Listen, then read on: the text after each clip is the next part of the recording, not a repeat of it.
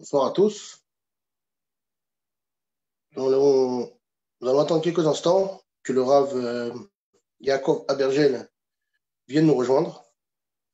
Dans un court instant, nous allons commencer ce soir cette émission, la première émission de ce genre. L'émission de ce soir s'appelle The Mashiach Times. Avec cette émission de ce soir, on va essayer, malgré tous les événements qui sont en train de se passer en ce moment, il y a des événements en ce moment qui sont en train de se passer dans le monde qui ne sont pas faciles, qui sont même, on dirait, compliqués. Mais des fois, même quand les événements ont l'air compliqués, il faut savoir que derrière tout ça, il y a des choses profondes qui se cachent. Des fois, même pas qui se cachent. Le rabbi nous a dit qu'on vit les moments de la Géoula. Si le rabbi nous l'a dit, il n'y a pas à chercher midi 14 heures, c'est sûr et certain qu'on est en train de vivre les moments de la Géoula. Le problème, c'est est-ce que ces moments de la Géoula, on les vit ou on n'est pas conscient qu'on les vit. Ce soir, on va attendre le Rav Yaakov qui va se connecter d'un moment à l'autre. Et on va ce soir discuter ensemble de comment ensemble on va réussir à voir ces événements, de les voir d'un autre œil, de les voir d'un œil de Géoula et sûrement pas d'un œil de Galout. De voir tout ça d'un œil de Galout, c'est simple, c'est facile. C'est facile, c'est des événements qui ont l'air très, très, très, très, très, très noirs. Malheureusement, des gens qui partent. Et d'ailleurs, ce soir, le cours de ce soir est pour la réfoua chez les mains de tous les malades du corona, tous les malades de notre peuple qui sont touchés par le corona. Et aussi pour un malade, un ami, mon ami David, qui a eu un accident, David Malka. On va prier pour qu'il ait une réfoua chez les mains, que Dieu l'aide à s'en sortir. C'est un grand ami. Alors que Dieu fasse qu'on voie de nos yeux ces miracles. Et on va attendre, je vais voir si le Rav, je vais regarder 2 secondes si le Rav est arrivé. Je vois qu'il n'est pas encore arrivé. Mais à mon avis, il va arriver d'un moment à l'autre. D'un moment à l'autre, il devrait arriver. Je ne sais pas pourquoi il n'est pas encore connecté. On va attendre un petit peu. La question, c'est que ce qu'on vit en ce moment, qu'on veuille ou pas, on est en train de vivre les derniers instants de la Galoute. Et non seulement, pas seulement les derniers instants de la Galoute, mais les premiers instants de la Géoula. C'est ça la chose qui est forte dedans. C'est qu'on est en train de vivre la Géoula, mais on est en train pour l'instant de vivre des choses qui ont l'air négatifs. Et malheureusement, je ne pourrais jamais dire à quelqu'un que Dieu nous en préserve, qui a perdu un proche ou qui a perdu quelqu'un de sa famille, que c'est quelque chose de positif, que Dieu nous en préserve. Mais il faut chercher dans tout ça le positif. Et c'est sûr qu'il y a du positif. Et c'est sûr qu'on est en train de vivre une période qui est celle de la Géoula. Cette année, le Rabbi nous a dit que cette année, les rachetés votes de cette année sont Teshnat Plaot Arenu. Cette année, le bon Dieu va nous montrer des miracles, va nous montrer des choses extraordinaires. On est en train de vivre une période où, comme les choses extraordinaires, pendant ces dernières années, on était en train de vivre des choses extraordinaires, des choses incroyables. Comme par exemple, je vais donner un exemple, comme j'ai donné le titre, un des titres, c'était par rapport à Trump. Que Trump nous a donné, et il a reconnu Yerushalayim en tant que capitale, il a reconnu plein de choses, il a fait plein de choses. Le problème, c'est est-ce qu'on pense que c'est Trump qui a fait tout ça ou c'est le bon Dieu qui a fait tout ça derrière. Maintenant, je vais rentrer dans une petite sikha du Rabbi pour commencer, entre-temps que notre ami, le Rav Yaakov, arrive. On va ensemble écouter une petite sikha du Rabbi sur le sujet. Justement, je pense que c'est vraiment un rapport avec ce qu'on voit. Voilà. Le Rabbi, il parle. Alors, attendez. Le Rabbi, voilà, il nous dit comme ça. Attendez, Voilà. Il nous dit Bitkoufazo, dans cette période-là, Midrachashim berachve haolam nisim beniflaot. des miracles sont en train de se passer dans le monde entier. À des niflaot gdolot, jusqu'à des grands miracles. ולא רק לעושה נפלאות גדולות, שאין בעל הנס מכיר בניסו, אלא גם באופן גלוי לעיני כל. Alors vous allez me dire, c'est quoi les miracles? Ouvrez vos yeux, vous verrez qu'il y a quand même des miracles. Il y a des gens, qui ont complètement retrouvé la vie alors qu'ils étaient déjà en service. Il y a des gens qui étaient en train de mourir et qui sont revenus. Je ne suis pas en train de... Attendez, on va avancer, vous allez comprendre le sens. באופן גלוי לעין כל מעין דוגמה והכנה לניסים ונפלאות דגאולה עתידה. C'est les miracles de la גאולה, לבוא תקף ומיד, עליה נאמר כי מצאתך מארץ מצרים הראינו נפלאות. Comme on est sorti d'Égypte, je vous montrerai les miracles. ולדוגמה במדינות גדולות וחזקות הולכות ומשתנים סדרה השלטון והמשטר לטוב. Le rabbi là-bas il dit qu'il y a des pays où il y a eu des changements d'ordre. Alors, le rabbi dit donc qu'il y a des changements d'ordre qui cherchent le bien. Mais un vedugma v'achana letikun v'shlemut haolam bimot hamashiach. Kolel bnei Israël natrofesh des gouvernements qui nous donnent la possibilité de faire la Torah et mitzvot. Ad yetziot shel meot alfei yehudim lacherut, jusqu'à que ils ont sorti des centaines de milliers de juifs, ils ont libéré des centaines de milliers de juifs de leur pays qui étaient bloqués. Le rabbi, là, il parle à l'époque de l'URSS. Mais en vedugma v'achana le kibbutz galuyot, et c'est une préparation à la kibbutz galuyot quand tous les juifs vont arriver en Israël, comme ça se passe aujourd'hui. Amorah, de Mifras à partir. Voilà ce que je voulais en arriver. La suite, vous allez voir comment ça correspond exactement à ce qui se passe. Le rabbi dit à Moraot, les événements qui se passent en ce moment dans le golfe Persique, ici mané à Géoula, c'est les signes de la Géoula. Que Mahamar Razal, comme disent les Chachamim Benogea, les Malchuyot Midgarot, que par rapport aux rois qui se font la guerre, mais Pratiut Yoter Meler Paras. Et c'est marqué là-bas le roi de Perse. Midgaré Bemelech Aravi, qui fait la guerre contre le roi d'Arabe. Arabie Saoudite, il y a aussi les Émirats Arabes Unis.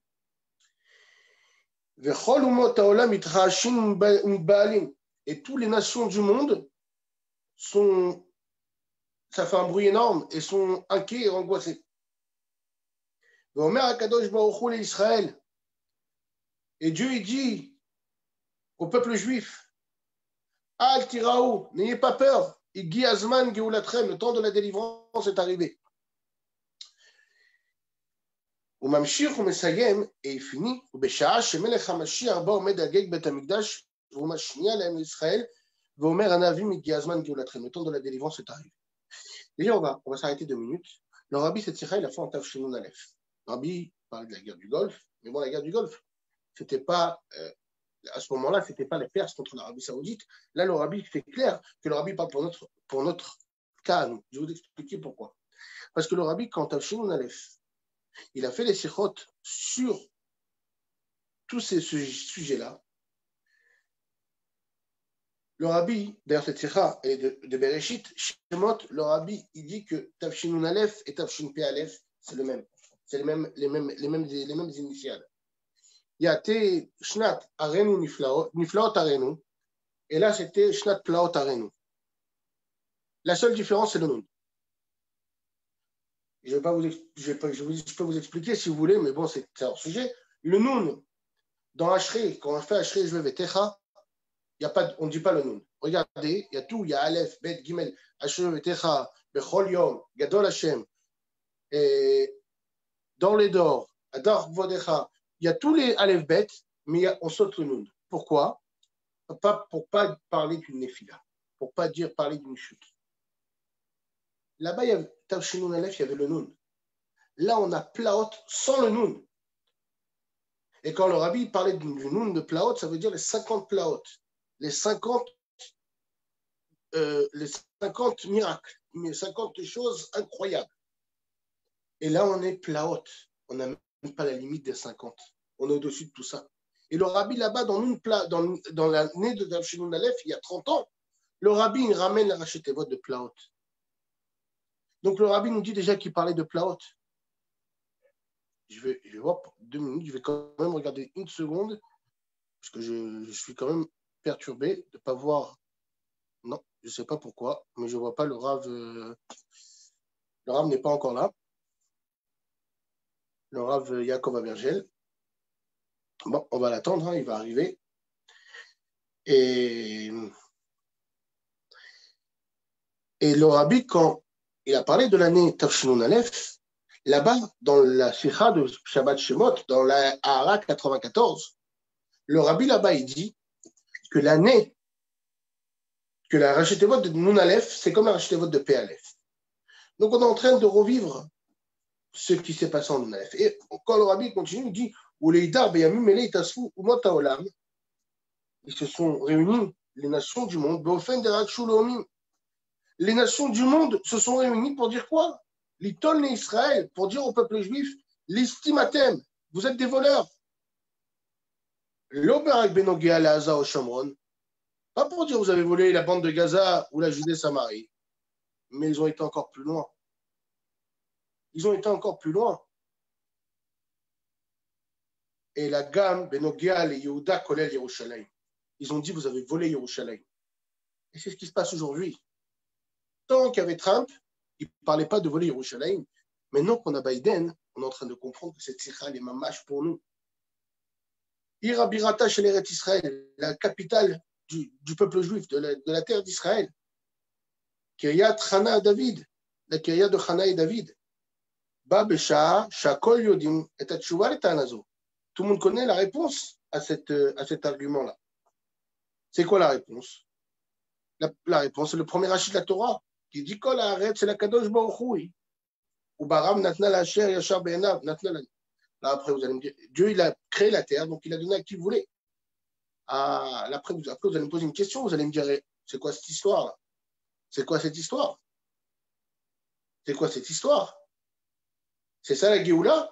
Alors, le Rabbi continue, déjà, il continue, il dit, on m'a bien appelé, et ce qui va être très étonnant, היו בכלל זה גם שמדינות שדרכם להשתדל ולעשות כל התלוי בהם למען הצדק והיושר בעולם, même les pays qui ont essayé de faire le bien dans le monde et la droiture dans le monde, כפי שראו גם בהנהגתם בקשר למאורעות במפרץ הפרסי, comme on voit par rapport au golfe persique, באופן המתחייב על פי צדק ויושר, qui font les choses selon la droiture, למנוע מצב של גזלה איש מרעהו מדינה ומדינה, ils essayent de faire qu'un pays ne vole pas dans notre pays.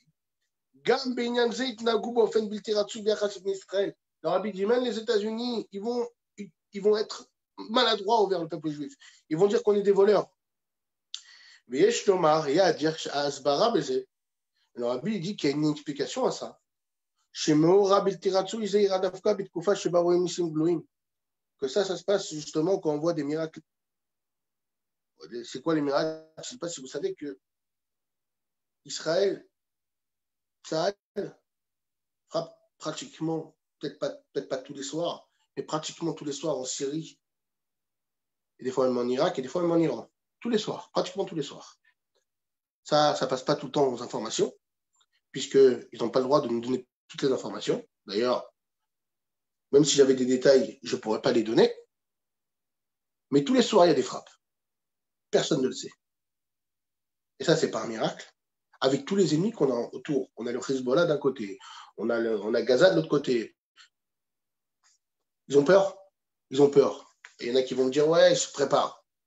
Je voudrais bien voir à quoi ils se préparent. Ils se préparent ils savent, je vais vous lire, je n'ai pas là ici devant moi, mot à mot, je ne pourrais pas vous le dire, mais il y a eu un message ce soir que le chef de l'Iran, le grand chef de l'Iran, et je ne suis pas en train de vous raconter une bêtise, vous pouvez regarder, vérifier, vous avez Internet, vous pouvez regarder.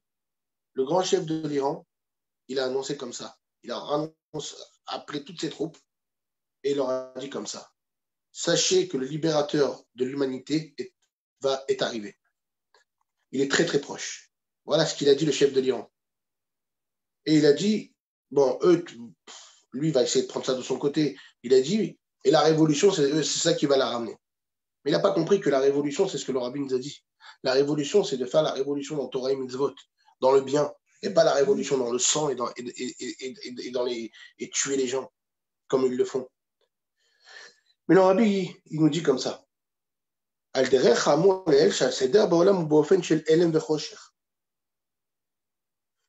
Le monde est un voile et est une obscurité. Verak acharkar, et rien qu'après cette obscurité, c'est ce qu'on est en train de vivre. Voilà, l'obscurité. On est en train de vivre aujourd'hui un virus. On est en train de vivre aujourd'hui un vaccin qu'on ne sait pas à quoi il sert. Je ne fais pas de polémique dessus. On ne sait pas ce qu'il va donner. Je ne rentre pas dessus. Ne me posez pas de questions. Je ne rentrerai pas dessus parce que je ne vais pas faire de polémique sur une chose qui est pour l'instant incertaine. Donc pour l'instant, je ne parlerai pas sur ça. Mais il y a pas, pour l'instant, ce n'est pas encore assez sûr pour pouvoir dire quoi que ce soit. Donc c'est pour ça que je ne parlerai pas dessus. Mais on est devant la mer d'un côté, on est vraiment comme à l'époque de la mer Rouge. On a d'un côté l'Égypte, okay, qui est la maladie, le virus. De l'autre côté, on a la mer qui est le vaccin. Ce qu'il faut, c'est avancer, traverser la mer. Alors après, chacun va voir son rave. Est-ce qu'il faut le faire, pas le faire? Je rentre pas dedans. Je ne dirai pas quoi faire ou quoi pas faire. Moi, j'ai ma position à moi personnelle, mais chacun fait selon ce que son rave lui aura dit de faire. Et par contre, je vais attendre 2 minutes parce que je ne sais pas pourquoi. Je vais essayer d'appeler le Rav Abergel. Je vais essayer d'appeler le Rav Abergel et on va continuer la sikha.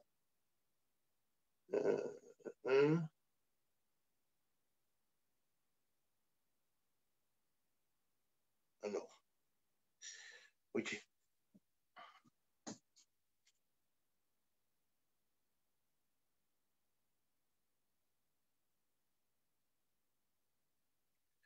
Voilà, je pense qu'il va arriver. Et le rabbi continue comme ça en disant que il ne faut pas du tout en faire cas. Tout ce que les goïms ils vont se plaindre sur le peuple juif et ils vont nous dire qu'on est des voleurs, tout ça, ça sert à rien, c'est du vide. Dieu va se moquer d'eux. Et c'est pour ça que le peuple juif doit être ferme en tout ce qui est sur les positions, la position d'être par rapport à la terre d'Israël, d'être ferme par rapport à la terre d'Israël. Et d'être ferme et surtout de ne rien céder de la terre d'Israël. En sachant que la terre d'Israël a été créée par Dieu et il nous l'a donnée. Veillez, Shloma et Teramisé. Et le rabbi dit, on dit plus loin que ça. Oui, on vous attend.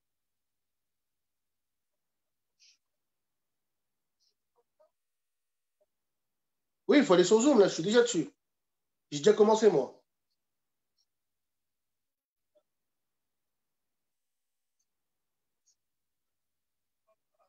Ok, moi j'ai commencé, on vous attend. On vous attend. À tout de suite. Voilà, le Rav Abergel arrive.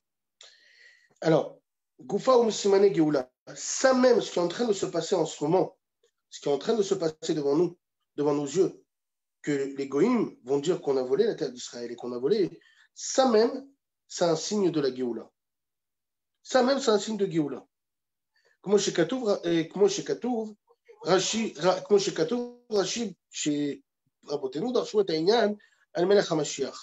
Comme c'est marqué là-bas dans Rashi, que les Chachamim ont expliqué que ça même, c'est un signe de la Géoula. Donc on est en train de vivre la Géoula devant nos yeux. Rien qu'à nous d'ouvrir les yeux. C'est sûr que maintenant il y a des moments qui sont difficiles.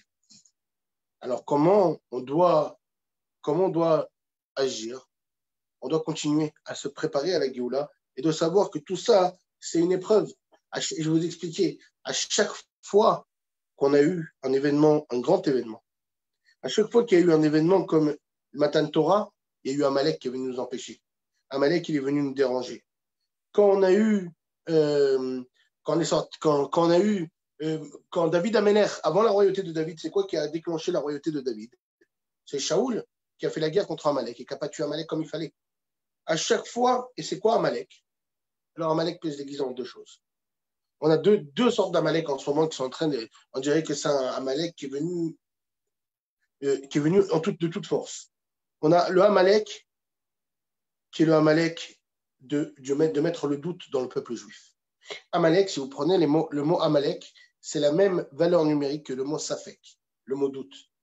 De mettre le doute. Aujourd'hui, il n'y a pas une personne qui peut être sûre de quelque chose. Aujourd'hui, si je vais dire à quelqu'un, est-ce que demain tu vas travailler? Il ne peut pas être sûr, il ne sait pas ce qui se passe. Et si je vais demander à quelqu'un demain, est-ce que je vais aller mieux que ça? Est-ce qu'on va demander demain à un médecin, on va demander à un médecin, est-ce que le masque nous protège à 100%? Il ne saura pas vous répondre à 100%. C'est sûr qu'il faut le mettre, attention, hein, je ne suis pas en train de dire qu'il ne faut pas le mettre. Il faut le mettre. Mais est-ce qu'il vous protège à 100%? Il ne saura pas vous répondre. Est-ce que le vaccin protège à 100%? Pareil. C'est quoi ce virus? D'où il vient ce virus? Pareil, il y a des safek dans tout. Il y a des doutes. Le monde est devenu lui-même un doute. L'existence du monde aujourd'hui, c'est devenu un doute tellement qu'il y a des choses qui sont en train de se passer qui sont incroyables. Des choses incroyables. Et même les gens, ils ne savent même pas aujourd'hui, je suis un des premiers. On ne sait pas comment va finir le mois. On ne sait pas comment. Rien. On ne sait pas comment commencer le mois. Je ne parle même pas de finir le mois. Je parle de tout ça. Tout ça, on est en train de vivre une période qui est incroyable et qui est inimaginable, mais qui nous met dans le doute. On est dans le doute dans tout. Et le doute, c'est quoi? C'est Amalek. Alors, d'un côté, on a Amalek qui est le doute, et de l'autre côté, on a Amalek on a le deuxième sorte d'Amalek. Amalek, c'est marqué aussi que quand il y a eu l'exemple d'Amalek, c'est qu'il voit une bassine d'eau bouillante, et il va se jeter la tête la première dedans. Il sait qu'il va mourir, il sait qu'il va être ébouillanté, mais il s'en fiche d'être ébouillanté. L'essentiel, c'est de montrer que la chaleur, lui, il y arrive. Il arrive à convaincre, il arrive à se battre, même quand il sait qu'il va perdre. Ça, c'est Amalek. C'est ça, Amalek. Et ça, c'est quoi? C'est l'Iran. Donc, on est pris là par deux Amalek. On a deux Amalek en face de nous. Un, c'est le Safek qu'il y a dans le monde. Un Safek qu'il y a, on ne sait même pas qui est bon, qui n'est pas bon. On est arrivé à une situation qu'on ne sait plus rien. On ne sait plus rien. Et il y a un troisième Amalek qui est encore le Amalek d'aujourd'hui aussi. Troisième Amalek, c'est de mettre la discorde entre les gens. De dire celui-là il est religieux, alors c'est lui qui ramène le virus. Celui-là c'est un policier, alors il est anti-religieux. Et de mettre une haine dans le peuple. Amalek, il essaye de refroidir le peuple. Comment il refroidit le peuple? En mettant la haine entre juifs. La haine entre juifs, c'est une des choses les plus insupportables. Surtout pour Dieu. C'est comme si un père, il voit ses enfants en train de se fracasser. Vous savez, c'est quoi la souffrance pour un père? Je suis père, je peux vous dire. Quand je vois mes enfants se disputer, je suis mort. Pour vous dire, c'est quelque chose qui est très difficile. Alors, quand pour le bon Dieu, on est son fils unique, et ses enfants uniques sont en train de se battre les uns les autres, c'est quoi cette souffrance qu'il doit avoir? Alors, c'est Amalek qui essaye de faire qu'on se bat. Mais tout ça, tout ce qu'on vient de voir là maintenant, c'est pourquoi? Parce qu'on est en train de vivre la Géoula. On est à la Géoula, on est déjà dans la Géoula. Mais Amalek, il ne veut pas, il essaie d'attraper. Il y a marqué qu'il attrape. Il essaie d'attraper l'arrière. Amalek, il essaie d'attraper les boitants. Pourquoi? Parce que Amalek, il essaye de s'attraper, de continuer, de ne pas nous laisser aller vers la Géoula. La Géoula, elle est là, il nous reste à faire un pas pour y rentrer, pour reconnaître que la Géoula, elle est là, pour reconnaître l'identité du Mashiach. On sait tous c'est qui. Je n'ai pas besoin de vous dire. On sait tous aujourd'hui, le Rabbi il nous l'a dit officiellement. Il y en a qui vont dire, ouais, mais le Rabbi, il ne l'a pas dit. Si, je peux vous ramener les sikhot du Rabbi. Alors, il y en a qui vont dire, ouais, mais c'était par religion. Et il y a des allusions qui sont plus que des allusions. Il y a des allusions qui sont plus que des allusions. Quand le Rabbi dit que Mashiach se trouve dans cette pièce et vous pouvez me montrer du doigt, il s'appelle Menachem, et alors que c'était le seul le Rabbi qui était en face de tout le monde, faut arrêter, c'est pas une allusion, ça c'est clair. quand le Rabbi a encouragé le Yechi pendant 2 ans d'affilée, tous les jours. Ce n'est pas une allusion, ça. Ça, c'est du concret. Quand le Rabbi a demandé qu'on signe le psaq-din, comme quoi que le Rabbi s'est mêlé à Hamashiach, que le Rabbi a donné l'accord pour qu'on signe ce psaq-din, ce n'est pas une allusion, ça. C'est du concret. Du concret. Alors, il y en a qui m'ont posé la question, une question assez délicate. Je ne savais pas si j'allais y rentrer dedans, mais je vais y rentrer. Il y en a qui m'ont dit pourquoi. C'est une question assez délicate parce que je sais que si on n'explique pas, si on n'explique pas ça, il y a des gens qui peuvent croire qu'il y en a qui sont devenus fous. Il y en a qui nous entendent dire que le Rabbi Chai Bekayam Begouf Gashmi, que le Rabbi est vivant. Je vais vous expliquer quelque chose. Pourquoi quand on dit David Melech Israël Chai Bekayam, ça ne vous dérange pas, et quand on dit le Rabbi Chai Bekayam, ça vous dérange. Ça, c'est un. De deux, il faut savoir que le Rabbi a fait une sikha en 92, Shabbat Parashat Shoftim. Et le Rabbi, là-bas, il dit Al-Derech Even Ashtia. De même façon que la pierre qui se trouve dans un endroit, qui se trouve au mont du Temple, cette pierre-là ne disparaît jamais. De même façon, le Nassia d'or de cette génération ne disparaîtra pas, ne sera pas enterré. Ça, c'est un. De deux, le Rabbi Gimel Shvat, le Rabbi, la semaine Parashat Bo, le Rabbi dit dans la sikha là-bas, il rentre dans la sikha profondément. Il nous dit que cette semaine, ça va être la istakut du Rabbi Rayatz. Et que ce qu'il y a eu avec le Rabbi Rayatz, qui a eu le Inyan d'istakut, Aneshama, mais Al-Goufri, l'Aneshama a quitté le corps, il n'y en aura pas dans cette génération. Alors il y en a qui vont me dire, ouais, mais on a vu, on n'a pas vu. Des fois, hein, on voit des choses. Aujourd'hui, surtout aujourd'hui, on devrait comprendre qu'on voit des choses, des fois, qui ont l'air que c'est ce qu'on voit. Mais notre vision, des fois, n'est pas en bonne santé. Attention, je ne parle pas qu'on ne voit pas les choses. Des fois, on voit des choses qu'on a l'air de voir, mais que je vais vous expliquer quelque chose. J'ai parlé une fois avec un certain monsieur qui voulait que je l'explique, et je vais expliquer longuement. Attention, je ne suis pas là pour offenser qui que ce soit. Si Dieu présente avec quelqu'un qui n'assume pas ce que je dis, je suis là pour expliquer. Si quelqu'un qui veut plus d'explications, ça fait grand plaisir. Si quelqu'un qui trouve que ce que je dis, ça lui paraît trop gros et qu'il n'arrive pas à accepter, ben, il n'accepte pas. Moi, mon but, bien sûr, c'est que les personnes comprennent. Maintenant, s'il y a quelqu'un qui veut comprendre un peu plus, je suis prêt à expliquer. S'il y a quelqu'un qui veut me parler en privé et pour avoir plus d'explications, je lui donnerai plus d'explications, il n'y a pas de problème. Je vais revenir quand même sur le point de ce que j'ai dit. Mon cher Rabbeinu, quand on est monté, vous savez que le premier Mahamar du Rabbi s'appelle Bati Legani. Bati Legani, dans ce Mahamar-là, attention, comme je dis, je ne suis pas là pour faire de sinatrinam, je suis là pour expliquer et pour ramener les choses telles qu'elles sont. Moi, je suis là justement pour que les gens comprennent. Et Chazou Shalom, pas pour que les gens prennent mal ou quoi que ce soit. Je suis là pour que les gens comprennent, parce que je veux que les gens comprennent les choses. En comprenant les choses, on avancera. En restant bloqué, en n'écoutant pas la personne, la chita de la personne qui est en face, alors automatiquement, on se bloque et on dit l'autre, il a tort. C'est pour ça que je veux rentrer plus profondément. Je vais commencer avec le premier Mahamar du Rabbi. Le premier Mahamar du Rabbi, c'était Bati Legani. Bati Legani à Khotikala. Dans ce premier Mahamar, le Rabbi nous explique. Le Rabbi, si vous voulez, il commence en nous donnant une feuille de route. Le Rabbi, il vient et nous dit, cette génération, je vais commencer à devenir Rabbi à ce moment-là. Et à ce moment-là, je vous dis qu'est-ce qui va se passer, qu'est-ce qu'il faudra faire. Déjà, il dit Vaïkra, Vaïakri. Ce qu'il faut faire, c'est pas seulement à vous, c'est pas seulement agir sur vous-même. Il faut agir sur vous-même, et pas seulement sur vous-même, agir sur l'extérieur. Ça, c'est une feuille de route qui nous a été donnée. La deuxième feuille de route, c'est que le Rabbi nous dit qu'on est la 7e génération. La 7e génération, c'est pas, on n'a pas choisi d'être la 7e. La 7e, on est la 7e parce qu'on est la 7e. Et la 7e génération, comme la 7e génération de Moshe, il y a Abraham, Yitzhak, Yaakov, ok, Lévi, Kehat, Amram, Moshe Rabbeinu. on est la septième génération depuis Abraham Avinu jusqu'à Moshe, et Moshe a descendu la Shrina sur terre, en nous ramenant la Torah.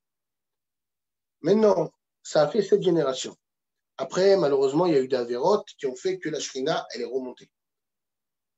Maintenant, il y a eu les 7 rabbins de Chabad.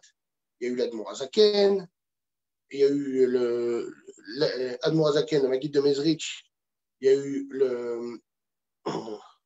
l'Admor Emsaï, le Rabbi Marash, le Rachab, le Rabbi Rayatz et le Rabbi Hamashiach.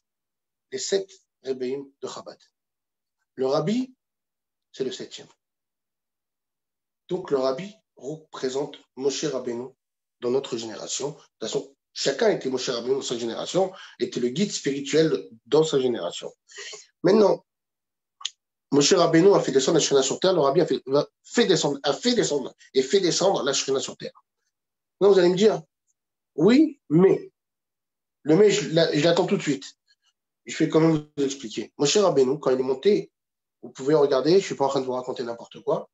Quand Moshe Rabbeinu est monté à recevoir la Torah, au 40e jour, pourquoi les Bnei Israël ont fait le veau d'or? Pourquoi on fait le veau d'or? C'était quoi? C'était des idiots qu'il y avait là-bas? C'était pas tous des ânes quand même. Pourquoi ils ont fait le veau d'or? Moshe Rabbeinu, il leur dit attendez-moi. Et eux, qu'est-ce qu'ils font? Ils font le veau d'or. C'est très logique. Et ils ont un Moshe Rabbeinu qui les a fait sortir d'Égypte, qui a tout fait pour eux. Et il leur ramène la Torah. Eux, à la place d'attendre que la Torah elle arrive, ils se tournent vers un veau. Est-ce qu'il y a une logique dans ça? Il n'y a pas de logique. Alors, on va trouver dans ça la logique. Et c'est pas tellement on va trouver. C'est la logique, elle est marquée. C'est quoi la logique? Qu'est-ce qui s'est passé à ce moment-là? Le Satan leur a montré Moshe mort dans un lit. C'est marqué comme ça, c'est pas moi qui le dis. Vous pouvez vérifier. C'est marqué dans Rashi, dans Parashat Kitissa, je crois. Je ne me trompe pas. Comment va Rav Yaakov? On va commencer. Tu es en train d'expliquer tout le déroulement entre Moshe Rabbeinu et le Rabbi. Je suis en train de dire que Moshe Rabbeinu, quand il est monté au Har Sinaï, le Satan, il leur a montré Moshe Rabbeinu mort sur un lit. Et cette épreuve, le bon Dieu nous l'a pardonné. Le bon Dieu nous l'a pardonné, mais il y a une différence entre pardonner et effacer. À quel moment une épreuve, elle est effacée? Quand on remonte, on arrive devant cette épreuve et on tient bon. Aujourd'hui, on a l'impression que le rabbi, qu'il n'y a pas de rabbi. On a l'impression qu'on est dans une génération, que maintenant, les qui disent une génération orpheline. Non, il y a un rabbi. Mais le rabbi, mais l'épreuve qu'il y a eu à l'époque de Moshe, c'est à nous maintenant de la réparer. Alors, on est en train de voir tout noir, mais en fait, tout est devant nous et tout brille. C'est pour ça qu'on va demander au Rav Yaakov Abergel avec Mashiach Times, qui est le temps de Mashiach. Donc, il va nous expliquer un peu plus et rentrer un peu plus dans les profondeurs. Rav Yaakov, bonsoir. Bonsoir. Si je comprends bien que tu es en train de dire en fait que... C'est quoi précisément? Explique-moi, c'est quoi précisément? J'ai commencé comme ça. J'ai commencé que le rabbi, quand le rabbi est devenu rabbi, il nous a donné une feuille de route. Le rabbi nous a donné une feuille de route. Il nous a donné une feuille de route. Le rabbi nous a dit comme ça, je viens, maintenant je te mets la feuille de route en face, tu sais ce que tu as à faire. Et il a parlé de Vaïkra et Vaïakri, il a dit pas seulement tu dois appeler Dieu, mais tu dois faire appeler les autres dieux, qui est tout Chabad. Et le deuxième, il a dit, on est la génération de la Géoula. Et il faut savoir que tout le travail aujourd'hui, notre travail à nous, c'est de recevoir la Géoula. Et de savoir que de même façon que Moshe Rabbeinu, il a ramené la Géoula, et de même façon, le Rabbi, il ramène la Géoula.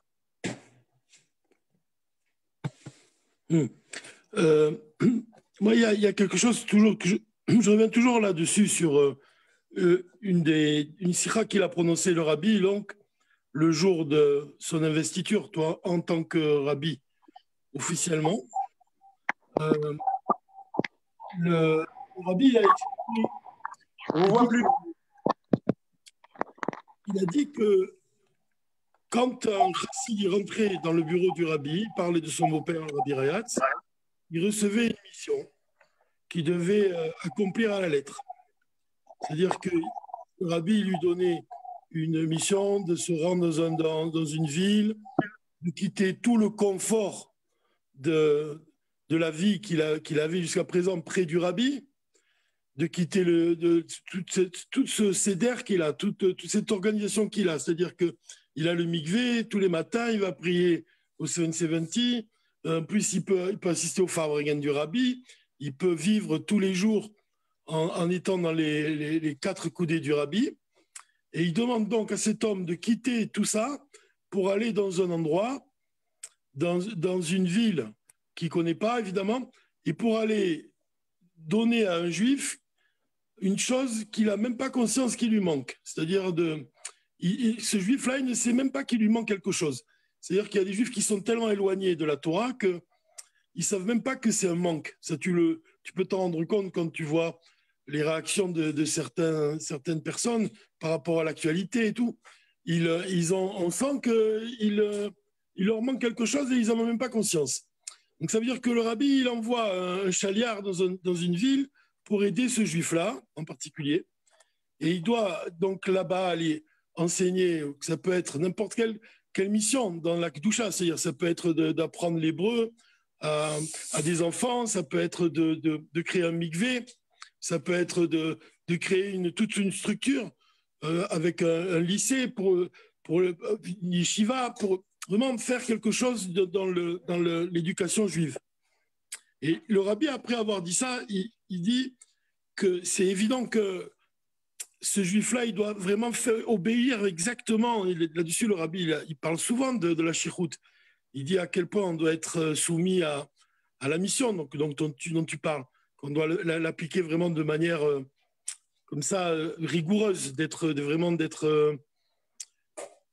fidèle à la volonté du rabbi lui-même. Mais ce qu'il y a d'étonnant, c'est comment il va poursuivre cette sira.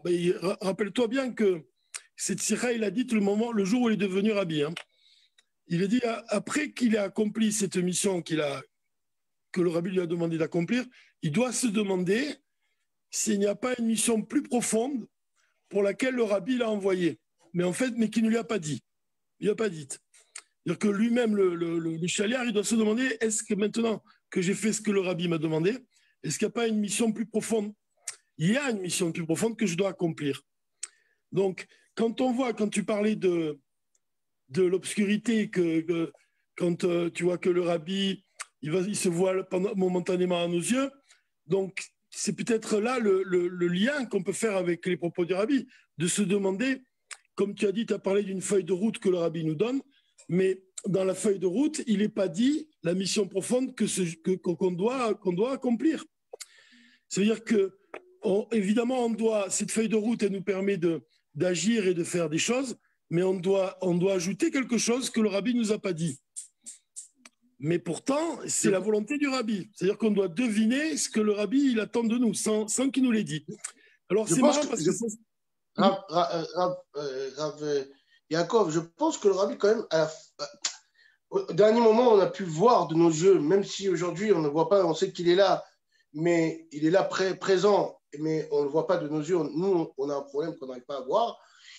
Aujourd'hui, le rabbi nous a quand même dit une chose, c'est que le dernier travail aujourd'hui, c'était de recevoir Mashiach. Il y a deux choses, il y a deux facettes, je pense, dans ce truc-là. Un, c'est d'accepter le fait d'être délivré. Aujourd'hui, c'est comme quelqu'un, on veut lui donner un médicament et il ne veut pas le prendre. On veut aujourd'hui, quelqu'un vient, on donne un médicament, on veut le guérir et il dit non, je ne veux pas me guérir. Je ne veux pas me guérir, laisse-moi mourir. Aujourd'hui, ce qu'on demande à chaque juif, c'est d'accepter le fait d'être délivré. D'accepter le fait d'être délivré, c'est d'un côté d'accepter qu'il y a un Mashiach qui va venir nous délivrer, et de l'autre côté, d'avancer et de ne pas se casser la tête avec l'un, avec l'autre, d'avoir une.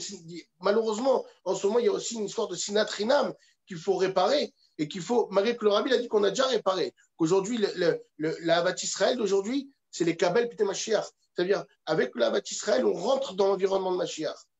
Mais il faut le faire. Pourquoi c'est tellement difficile? On entend un religieux qui parle contre un policier contre un religieux, un autre contre un autre, mais on est en train de vivre, c'est compliqué à vivre des choses. On entend des fois des choses qui sont très, très dures.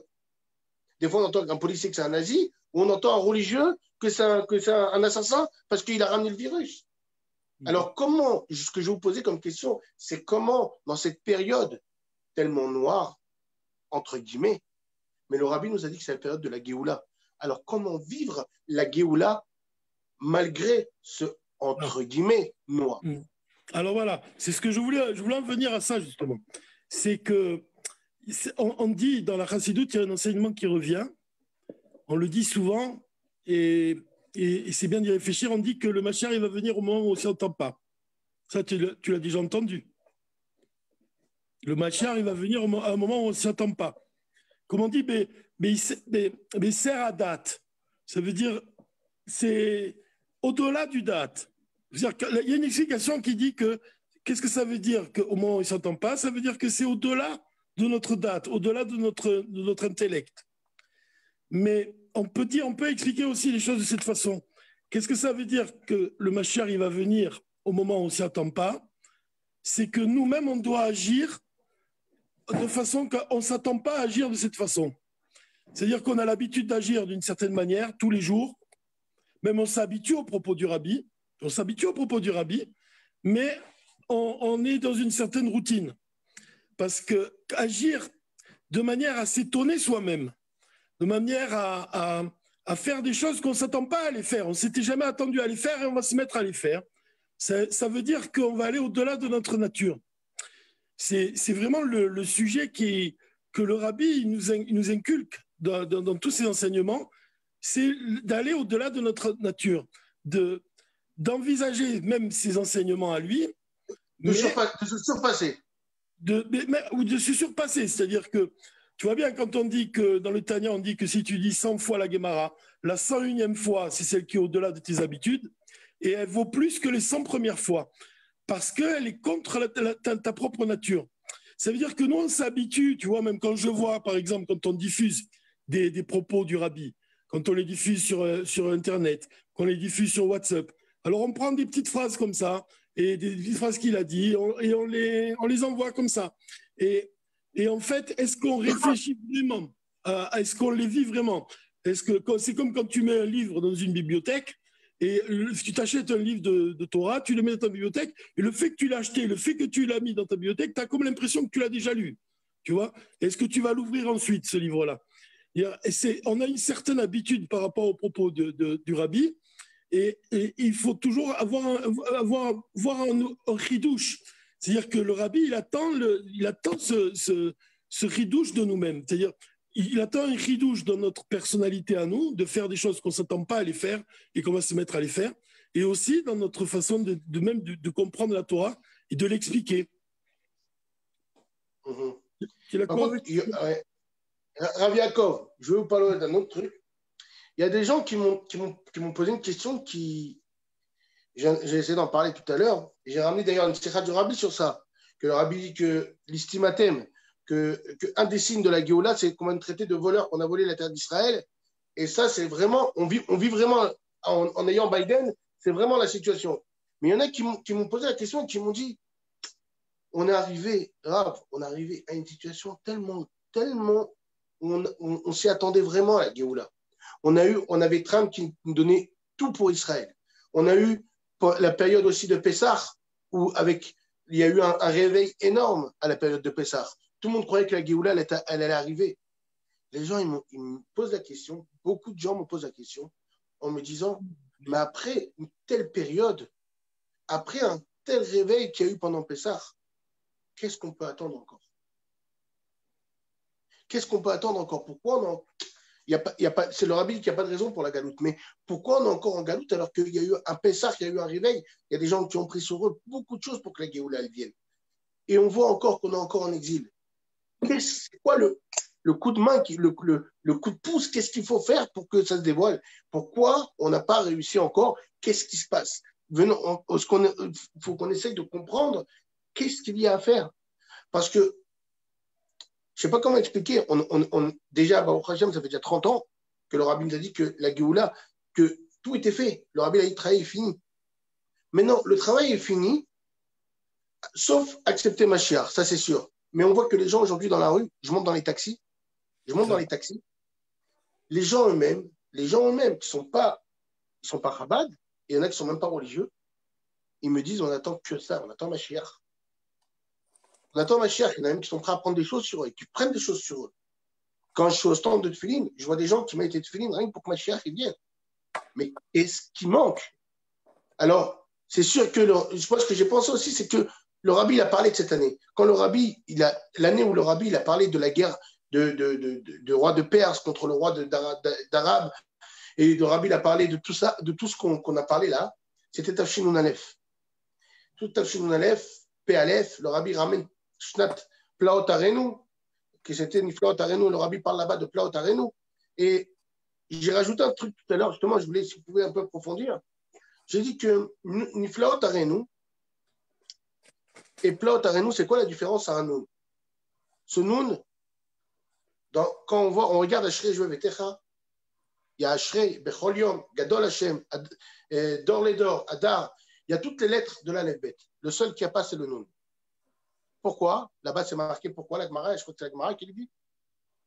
Parce que le Noun, pour pas, Kedelo Laskir, Nefila. Le Noun de Nefila. Nefila, ça veut dire tomber. Donc, ce que j'ai pensé, c'est que on a même le Noun, on l'a retiré. Le Noun de Niflaot Arenu, on a retiré le Noun de Nefila. Ça veut dire qu'on a Plaot complètement sans le Noun. Ah oui. Mais qu'est-ce qui manque pour la délivrance? Le Noun, c'est la 50e porte de la connaissance. C'est Torah Hadasha. Le Noun, on dit qu'il y a 49 portes de la connaissance qui ont été données à Moshe, sauf la 50e, c'est la 50e porte de la connaissance. C'est-à-dire, c'est la Torah Hadasha. C'est ça qui nous échappe. Parce que c'est que Dieu qui peut la révéler et qui va la dévoiler à Mashiach et qui va ensuite nous l'enseigner. C'est le sujet même du Dvar Malchut de cette semaine. Mais aussi, c'est... Mais ça même c'est le Dvar Malchut. Torah Hadasha, le début de Torah Hadasha, c'est le Dvar Malchut. Oui. Mais tout le début de Torah Hadasha, c'est Dvar Malchut. Le Rav dit Torah Hadasha, mititetse. Mais Niflaot, ok, là-bas, il y avait le Noun. Aujourd'hui, on est aussi, Noun, c'est 50. Le Rabbi parle de 50 Plaot, 50 merveilles. Mais là, aujourd'hui, on a Plaot. On n'a même pas de Noun. Ça veut dire qu'on peut avoir des merveilles infiniment. Qu'est-ce qu'il faut faire pour les voir? Parce que ce qui est sûr, c'est qu'aujourd'hui, je vais expliquer Rabbi Yaakov. Je vous écoute. Parce que par rapport à ce que tu dis, le chet, la valeur numérique de chet, c'est 8. Après, tu as le vav, c'est 6, ça fait 6 et 8, 14. Après, tu as le vav, le lamed, ça fait 14 plus 30, ça fait 44. Et 44 plus he, ça fait 49. Et c'est la valeur numérique du mot cholé, malade. Et alors, c'est Rabbi qui dit ça. Il dit pourquoi on est malade? Parce qu'il nous manque le noun. Il nous manque la 50e porte. C'est-à-dire, il nous manque la Torah Hadasha. C'est ça le mot cholé, c'est une allusion, le mot malade, c'est une allusion à ce manque-là. C'est pour rejoindre ce que tu dis. Alors, je suis en train de comprendre. Je suis en train de comprendre, et peut-être que je pense que je ne me trompe pas, peut-être que je me trompe, qu'aujourd'hui, si on veut, les gens veulent aller bien, il faut qu'ils étudient le Dvar Malchut. Ah ben oui. Oui, c'est parce que c'est le joyau. Comme l'histoire de... Tu sais, cette histoire-là qu'il y avait la fille d'un roi qui était malade et le médecin lui a dit qu'il fallait qu'il prenne le joyau de sa couronne, le briser et en faire de la poudre et la mettre dans de l'eau et puis lui donner comme remède. Et c'est ce qu'il a fait. Donc, il a sacrifié ce qu'il avait de plus beau pour guérir sa fille. Et c'est un exemple pour dire que la chassidoute, c'est ce joyau-là de la couronne. Donc, même le Dvar Malchut, c'est l'aboutissement de la Torah du Rabbi. Et c'est ça le joyau de la couronne de la Torah. c'est vraiment le Dvar Malchut parce que c'est l'essence même. L'essence, elle a le pouvoir de réparer tous les gammes. On dit que pendant le mois d'Elul, par exemple, il y a les 13 attributs de la miséricorde qui brillent à ce moment-là. C'est les 13 attributs de Keter. Et en fait, ces attributs-là, ils ont le pouvoir de réparer le gamme, de réparer les manques, de faire le tikkun. C'est pour ça qu'on les appelle des tikkunim. C'est les 13 tikkunim, les 13 midot arachamim, les 13 attributs de la miséricorde. Ils ont le pouvoir de descendre dans ce monde et de réparer les gammes, c'est-à-dire de réparer les manques, de réparer les péchés, de réparer les aspects négatifs de notre personnalité. Et là-dessus, le rabbi, il explique que parmi les 13 attributs de miséricorde, celui qui est le plus élevé, celui qui est le plus élevé d'entre tous, c'est le 7e. Et en plus, ça correspond même à lui-même, puisque le rabbi, c'est le 7e rabbi. Et pourquoi le 7e dans les 13 attributs, c'est que ça correspond à Vehemet, à l'attribut de vérité. Et le rabbi il nous explique que l'attribut de vérité, il est enraciné dans l'essence divine. Et il a le pouvoir de descendre, c'est le seul qui descend dans ce monde sans connaître de dissimulation. C'est-à-dire que tel qu'il est en haut, il descend en bas.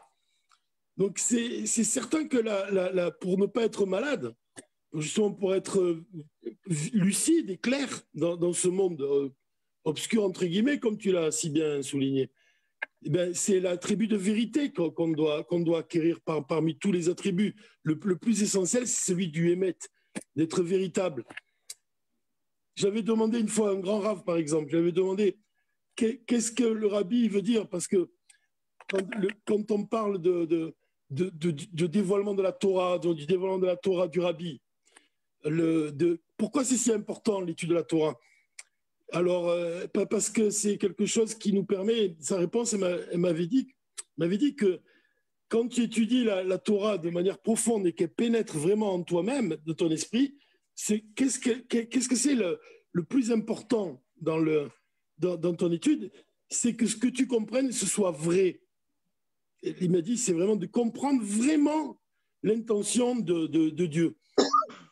C'est plus élevé que tout ça. Quand tu arrives à vraiment atteindre la vérité dans ta manière d'étudier la Torah et dans ta manière d'agir, de faire ce que Dieu il veut vraiment, cet attribut de vérité.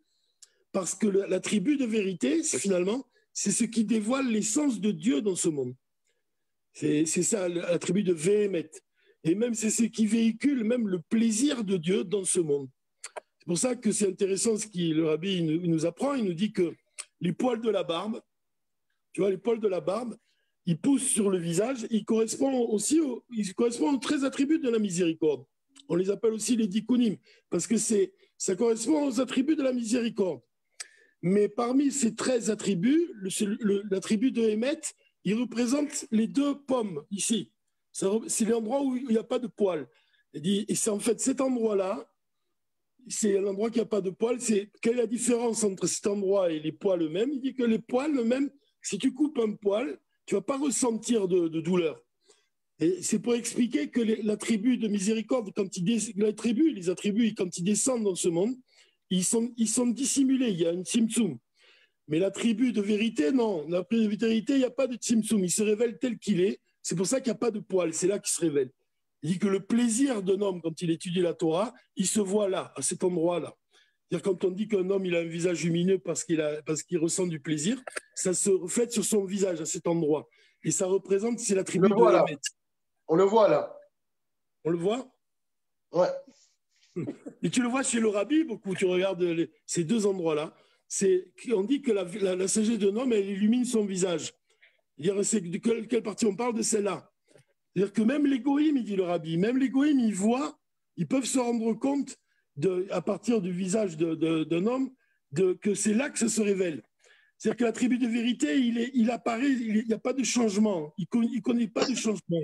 Et ça, c'est une leçon parce que quand tu vois qu'il y a des gens qui sont tributaires des nouvelles et de ce qui se passe et de l'actualité, qui vont être affectés par telle nouvelle ou telle nouvelle, l'attribut de vérité, lui, il ne change pas.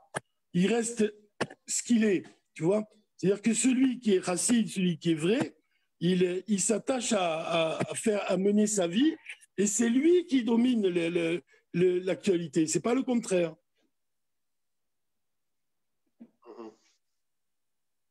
Et la seule actualité aujourd'hui qui devrait nous dominer et qui nous domine, c'est la Géoula. C'est tout. C'est tout ce qui devrait nous faire bouger. Oui, la Géoula, exactement. Mais et tu sais, par exemple, même la paracha de cette semaine, c'est la paracha Béchalar. C'est le chant, le cantique de Shiratayam. Mais ça aussi, il y a quelque chose qu'on doit tirer comme enseignement ici. C'est très chassidique comme Nigun. Le chant. Le chant, c'est quelque chose de très élevé. Le rabbi parle de ça dans le Devar Malchut cette semaine. Le chant en lui-même aussi, c'est une Géoula, c'est une délivrance. C'est vraiment quelque chose qui est essentiel dans notre vie.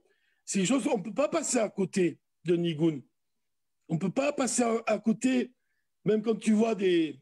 Moi, je suis... Tiens, pour te donner un exemple, quand Yutet Kissev, je suis rentré, je suis allé faire une Idvadout dans la classe de mon fils à Torah Temet, à Jérusalem. Quand je suis rentré, que je me suis assis avec les enfants et qu'ils ont chanté le Nigun de... J'ai vu la vidéo. J'ai vu la vidéo, c'était magnifique. Eh ben, tu as vu, quand tu vois ça, eh ben, c'est ça la Géoula, c'est ça le Hémet. Quand tu vois des enfants qui chantent des Nigunim, c'est une attitude, l'obscurité, elle ne tient pas devant ça. Ça ne peut pas tenir. C'est-à-dire qu'on a les moyens de briser l'obscurité, mais vraiment, on a les moyens pour ça. Maintenant, est-ce qu'on a le courage et on a la volonté pour le faire? Peut-être qu'on a besoin des autres aussi, mais malgré tout, on a les moyens de le faire. Le rabbi nous initie à ça à chaque instant, quoi. Mais le sujet du chant, c'est quelque chose d'important. Parce que un chant, on dit que dans le Chassidut, on explique qu'un chant, il a un refrain, il revient toujours sur lui-même. Et donc ça correspond à la lumière qui entoure les mondes. C'est la lumière d'Orsovel, c'est la lumière de Keter, c'est la lumière de la Géoula. C'est quelque chose qui nous entoure et qu'on doit attirer en bas des petits mutes. C'est ça notre mission. Toute notre mission, c'est d'attirer des choses qui ne s'habillent pas dans le monde.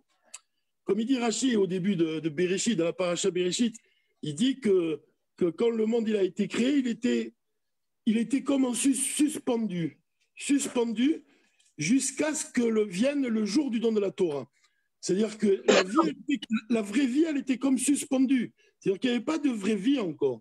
Qu'il fallait attendre le don de la Torah pour que le monde y connaisse une vraie vie. Pourquoi?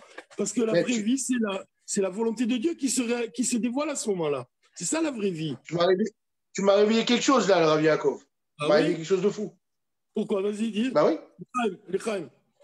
Parce que c'est qui est comparé à Moshe Rabbeinu? Le 7e? Le Rabbi. Okay. La Torah, elle est comparée à la Géoula dans le Mamar Batilegani. Donc aujourd'hui, tant que la Géoula n'est pas là, il n'y a pas une vraie vie. Le monde est en suspens. Oui. C'est ce qui est en train de se passer. Ben oui, bien sûr.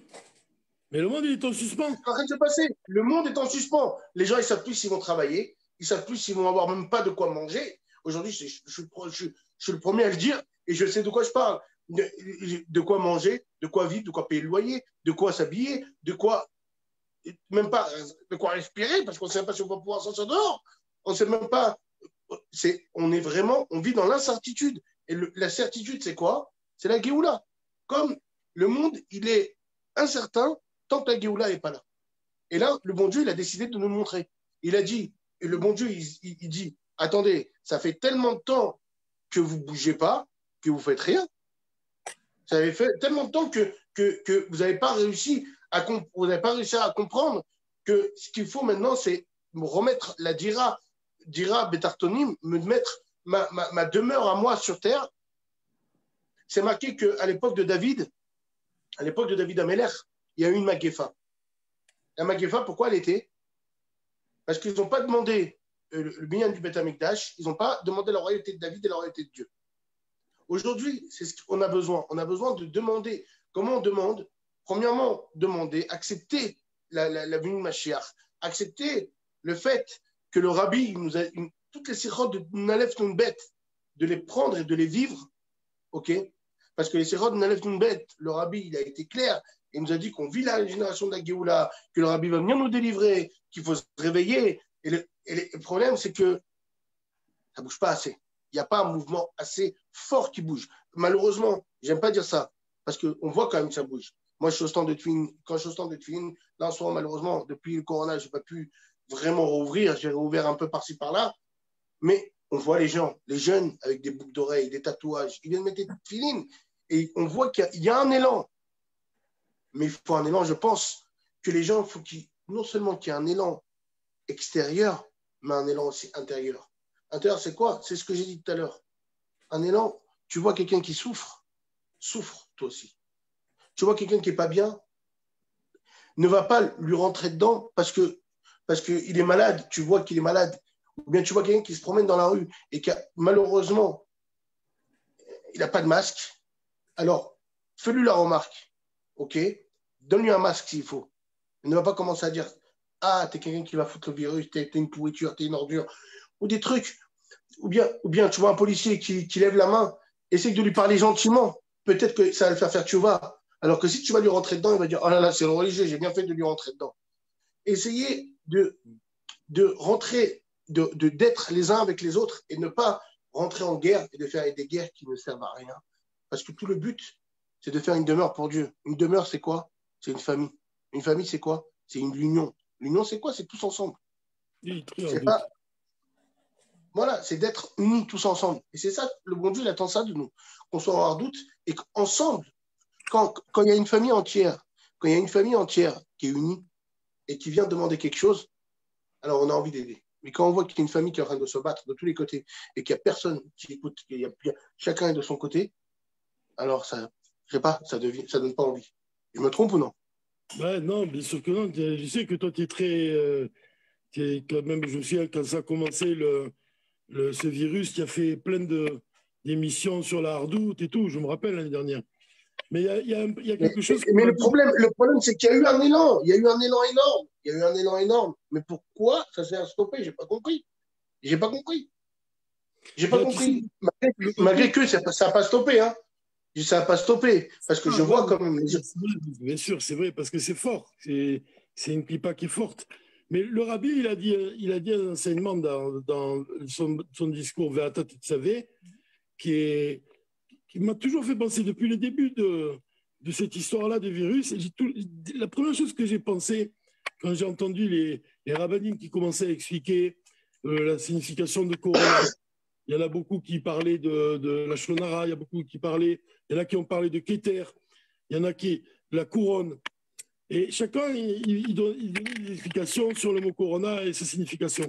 Et moi, la première chose que vraiment j'ai, après avoir réfléchi un peu et tout, de me demander, je trouvais que le Mahamar du Rabbi dans la Tati Savé, c'est ce qui m'inspire le plus notre situation aujourd'hui.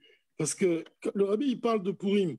Il dit qu'au moment de Purim, les Juifs, ils étaient oppressés et il y avait un décret de mort contre eux. Il y avait le danger que représentait Haman et tout. Et il a dit que même si quand les Juifs ils sont oppressés et qu'ils sont malgré tout attachés au Moshe de leur génération, en l'occurrence c'était Mordechai, il dit qu'est-ce qu'ils faisaient? Ils faisaient Messirun Nefesh. Au lieu d'être inquiétés par la menace de mort, ils allaient dans les synagogues, ils étudiaient la Torah comme ça, vraiment tous ensemble. Ils étudiaient la Torah. Et le rabbi il nous dit, regardez, le peuple juif, c'est ça. Le peuple juif, c'est un peuple que quand on l'oppresse, eh ben, ils sortent d'eux-mêmes leur capacité de Messirun Nefesh. Alors, de là, il vient nous expliquer, à faire le parallèle avec Moshe, que Moshe lui-même, c'est celui qui demande aux Juifs de leur apporter de l'huile qui vienne des olives pures concassées pour allumer le luminaire. Et en fait, c'est quoi les olives pures concassées? C'est le peuple juif qui est oppressé. Et que quand le peuple juif il est oppressé, malgré tout, qu'est-ce qui sort de leur oppression? C'est pas de l'abattement, non, c'est de l'huile. C'est de l'huile qui sort. Et l'huile, ça correspond à la partie la plus précieuse. Et ça c'est la lumière. C'est la partie la plus cachée de la Torah. L'huile, c'est la chassidoute même. L'huile, c'est l'essence de l'âme juive. C'est l'essence de la Torah, l'huile. Et alors, tu vois que quand un juif il est oppressé, alors on atteint l'essence. Donc, c'est le principe de katit les maor. Katit, c'est de concasser, tu arrives au maor. Maor, c'est le rabbi lui-même, c'est le Mashiach, et aussi c'est l'essence de la Torah. Alors, ce principe-là de katit et maor, c'est que moi, quand j'ai vu qu'on essaie de nous confiner, de nous enfermer, et on nous enferme. Mais c'est cette image-là qu'on a pensé. Quoi, tu veux m'oppresser à moi? Mais même si tu m'oppresses, et même si je suis confiné, c'est comme ça que je vais sortir de l'huile. Ça veut dire que c'est chaque situation que si tu restes attaché au rabbi, eh ben, si une situation qui paraît comme ça, sans issue, je comprends qu'un goy, lui, il soit vraiment, il se sente oppressé parce qu'il n'a pas une âme qui lui permet de ressentir la Torah. Il n'a pas la même mission qu'un juif. Mais un juif lui-même qui a les moyens de ressentir le divin en étudiant la Torah, il peut nullement être oppressé dans aucune situation. Il peut pas ressortir de cette situation quelque chose qui n'est pas positif. Est-ce que tu c'est un peu ce qu'on a vu. L'Admorazaken, tu l'enfermes en prison. Eh ben, le jour de l'enfermement de sa prison, c'est pas un jour de prison, c'est devenu le jour de Rosh Hashanah de tout le peuple juif. Tu vois bien que même s'il est enfermé dans une prison, ça devient Rosh Hashanah. Ça veut dire c'est comment toi tu vis la chose et qu'est-ce que tu en fais de la chose. Voilà, tu voulais dire quelque chose. Oui, je voulais te dire que c'est un peu ce qu'on a vécu, ce qu'on a vu dans la paracha chez Mot. Le peuple juif, c'est, tu lui demandes, tu l'oppresses, plus il va avoir des enfants. Penirbe, le bon Dieu, il dit Kenirbe.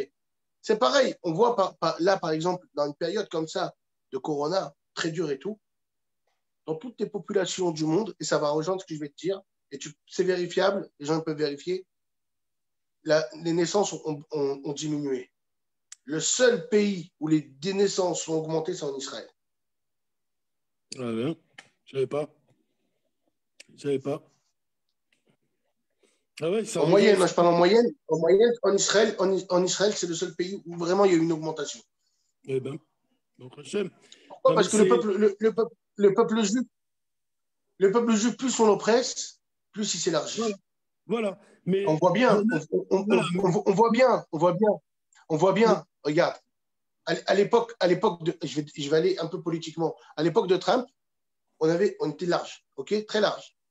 Il n'y a pas eu de nouveaux Ishuvim qui ont été faits. À l'époque d'Obama, il y a plein de petits quartiers qui ont été faits en secret dans les Ishuvim qui ont été créés. Pourquoi? Parce qu'ils ont été oppressés.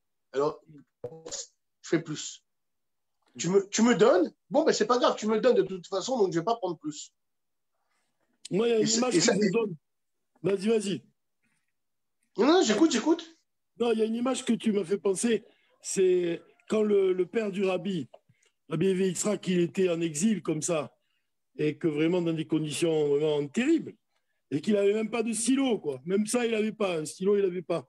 Donc, il ne pouvait pas écrire ses commentaires. Et c'est sa femme, qui est la rabbinite, Rana, qui allait dehors, qui prenait des plantes et qui les broyait et faisait de l'encre. Tu le sais, ça. Tu as entendu ça déjà? Oui, bien sûr. Bon, bien sûr. C'est ça, une olive qu'on broie, tu vois. Un juif, tu le broies, tu vas en faire des couleurs. C'est pas que tu peux pas en sortir quelque chose de négatif. Et ce qui est intéressant de voir, c'est que elle y a porté des encres et c'était jamais la même couleur. Je sais pas si tu as déjà vu, moi j'ai vu des photos de son livre parce qu'il commentait dans les marges de son livre de Zohar, il a mis ses commentaires. Et alors des fois tu vois un commentaire, il est orangé. J'ai vu ça, je crois, à la bibliothèque. À la bibliothèque, je crois que j'ai vu ça chez le rabbi, à la bibliothèque. Voilà. Et ben tu vois des endroits, les commentaires ils sont orangés, des fois ils sont bruns, des fois ils sont. Donc en fait, quand tu lis, le rabbi, qu'est-ce qu'il explique? Il dit sur les couleurs. C'est ce qu'il explique quelque chose de très beau. Il dit que les couleurs de l'arc-en-ciel, d'où elles viennent les couleurs de l'arc-en-ciel? Il dit c'est l'eau de la mer qui va monter, tu vois, qui se condense, c'est ça le processus de condensation. Elles vont s'élever dans le ciel. Elles sont tellement pures que la lumière du soleil, elle va refléter dans ces petites gouttelettes. Les nuages, c'est plein de petites gouttelettes d'eau. Et il dit que c'est notre travail à nous, les Juifs, c'est de prendre la matière et de l'élever vers le ciel, de purifier la matière de ce monde, de manière à ce que la lumière d'Havaïe, la lumière de Dieu, elle va illuminer, on va élever les étincelles divines, ce qu'on appelle élever les étincelles divines. Et tu vois que les couleurs de l'arc-en-ciel, l'arc-en-ciel, il représente ce qu'il a promis, ce qu'il a fait l'alliance entre Dieu et les hommes, c'est les couleurs de l'arc-en-ciel, parce que ça représente le fait que Dieu il bénit le travail que les Juifs ils font du bas vers le haut. C'est-à-dire que nous, on élève la matière de ce monde. Donc, tu vois qu'à partir d'un nuage, on va avoir des couleurs. À partir de plantes que sa femme elle va broyer, tu vois, et ben lui, il va écrire des commentaires du Zohar. Donc, ça veut dire, c'est vraiment ça la lumière. Ce que tu viens de dire, Rabbi Yaakov, ouais. Ce que tu viens de dire, c'est magnifique. Tu sais Ouais. pourquoi? Dans le Zohar, c'est marqué que Rabbi Shimon Bar Yochai, il dit à son fils, lorsque tu verras l'arc-en-ciel briller de toutes ses couleurs, sache, attends-toi au pied du Mashiach. Ah, ben alors, hein. Ben dis donc. Ça veut dire quoi? Ça veut dire que le monde sera tellement pur que quand on va broyer du nuage, voilà. On va voir des couleurs, les belles couleurs sortir. Ben, la couleur, elle représente l'union, la fusion entre nos actions et celles d'Hachem. Tu sais, il y a le rabbi, il explique quelque chose, il dit que, et ça revient tout le temps dans le Dvar Malchut. Tu sais, dans le Dvar Malchut, il y a des sujets qui reviennent. Et le sujet le plus important qui revient tout le temps, c'est celui du corps. Parce que le corps lui-même, il représente un niveau qui est supérieur à l'âme. En tous les cas, un des sujets qui revient le plus souvent, c'est celui-là. Non, mais explique. Non, mais c'est important. Explique pourquoi le corps est plus important que l'âme, puisqu'il y a des gens qui vont entendre ça, ils ne vont pas comprendre. Ah, il dit parce que le corps, il vient de la matière de ce monde, elle vient de l'essence de Dieu. C'est-à-dire que seul Dieu, il est capable de créer une chose à partir de rien. Tu vois, un homme, il va pouvoir créer une sculpture, il va sculpter, par exemple, un objet, mais pour sculpter cet objet, il va avoir besoin d'abord d'avoir de la matière pour le faire. C'est-à-dire que l'homme, il est capable de créer à partir d'une chose qui existe déjà, mais à partir de rien, il n'est pas capable. Donc, le corps lui-même, il vient de la poussière de la terre. Donc, il est formé, on dit un corps matériel. La matière, elle vient il y a que de l'essence de Dieu.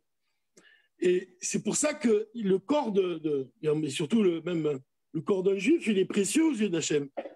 Parce que non seulement il vient de l'essence de Dieu, mais en plus, quand on fait nous-mêmes un signe d'alliance, c'est-à-dire que par la mise de la Brit Mila, ça montre aussi, quand on parle de Brit, l'arc-en-ciel, mais aussi la Brit Mila, un lien, notre alliance, elle pénètre jusque dans notre chair.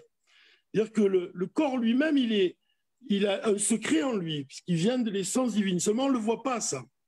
Mais c'est dans les temps messianiques, quand Mashiach, vraiment, il va se dévoiler, l'âme, elle aura besoin elle sera nourrie par l'essence divine.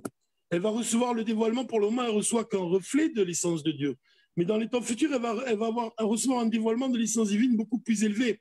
Et d'où il vient ce dévoilement? Il vient du corps, puisque le corps, il est lui-même, il vient de l'essence de Dieu. Donc, c'est un principe qui est important parce que ça nous apprend à purifier notre corps. C'est-à-dire qu'on doit vraiment, pour que ce soit un réceptacle, justement, pour pouvoir recevoir même de notre âme un dévoilement supérieur, mais parce que notre corps lui-même, c'est lui qui va nourrir notre âme dans les temps futurs. Dans tous les cas, l'idée que le rabbi il nous donne à comprendre, il nous dit que dans notre service divin, on doit qu'est-ce qui est le plus important? C'est notre travail, justement, du bas vers le haut. C'est-à-dire vraiment nos propres efforts, ils sont importants. Parce que demain, tu vas recevoir un dévoilement de Dieu, tu vas être comme ça, illuminé, tiens, par exemple, quand on va chez le rabbi. Quand tu vas chez le rabbi, quand on est au 770, quand on est là-bas, tu vois bien qu'on n'est pas pareil, on se sent flotté au-dessus du monde. On se sent, on sent une liberté intérieure, on sent comme ça une force, on sent une simra, on aime chaque juif. Pourquoi? Ouais. Parce que on est dans les 4 coudées du Rabbi à ce moment-là et qu'on reçoit un dévoilement d'en haut. Tu es d'accord avec moi? Bien sûr, 100%. Hein, voilà. On se sent comme des anges. Voilà. Ouais, exactement. Et d'ailleurs, je me souviens de toi. Donc, il nous a chauffé il y a 2 ans, on était tous les deux, on faisait la queue là. Je me souviens de toi, même on parlait ensemble là-bas. Et tu vois bien qu'on n'est pas pareil quand on est là-bas, on a quelque chose en plus. Je lisais le Rabbi, il parle, on dit c'est comme un cinquième. Il y a l'inanimé, il y a le végétal, il y a l'animal, il y a l'homme, et il y en a un cinquième, c'est le juif. Il dit. Et surtout quand on est là-bas chez le Rabbi. Pourquoi quand on s'en va, quand on quitte le 770 et quand on revient à Haaretz ou en Eretz Israël, pourquoi on perd ça? Dis-moi. Petit à petit, hein. Non, je vais te répondre ça en un coup. Je vais te répondre ça en un coup.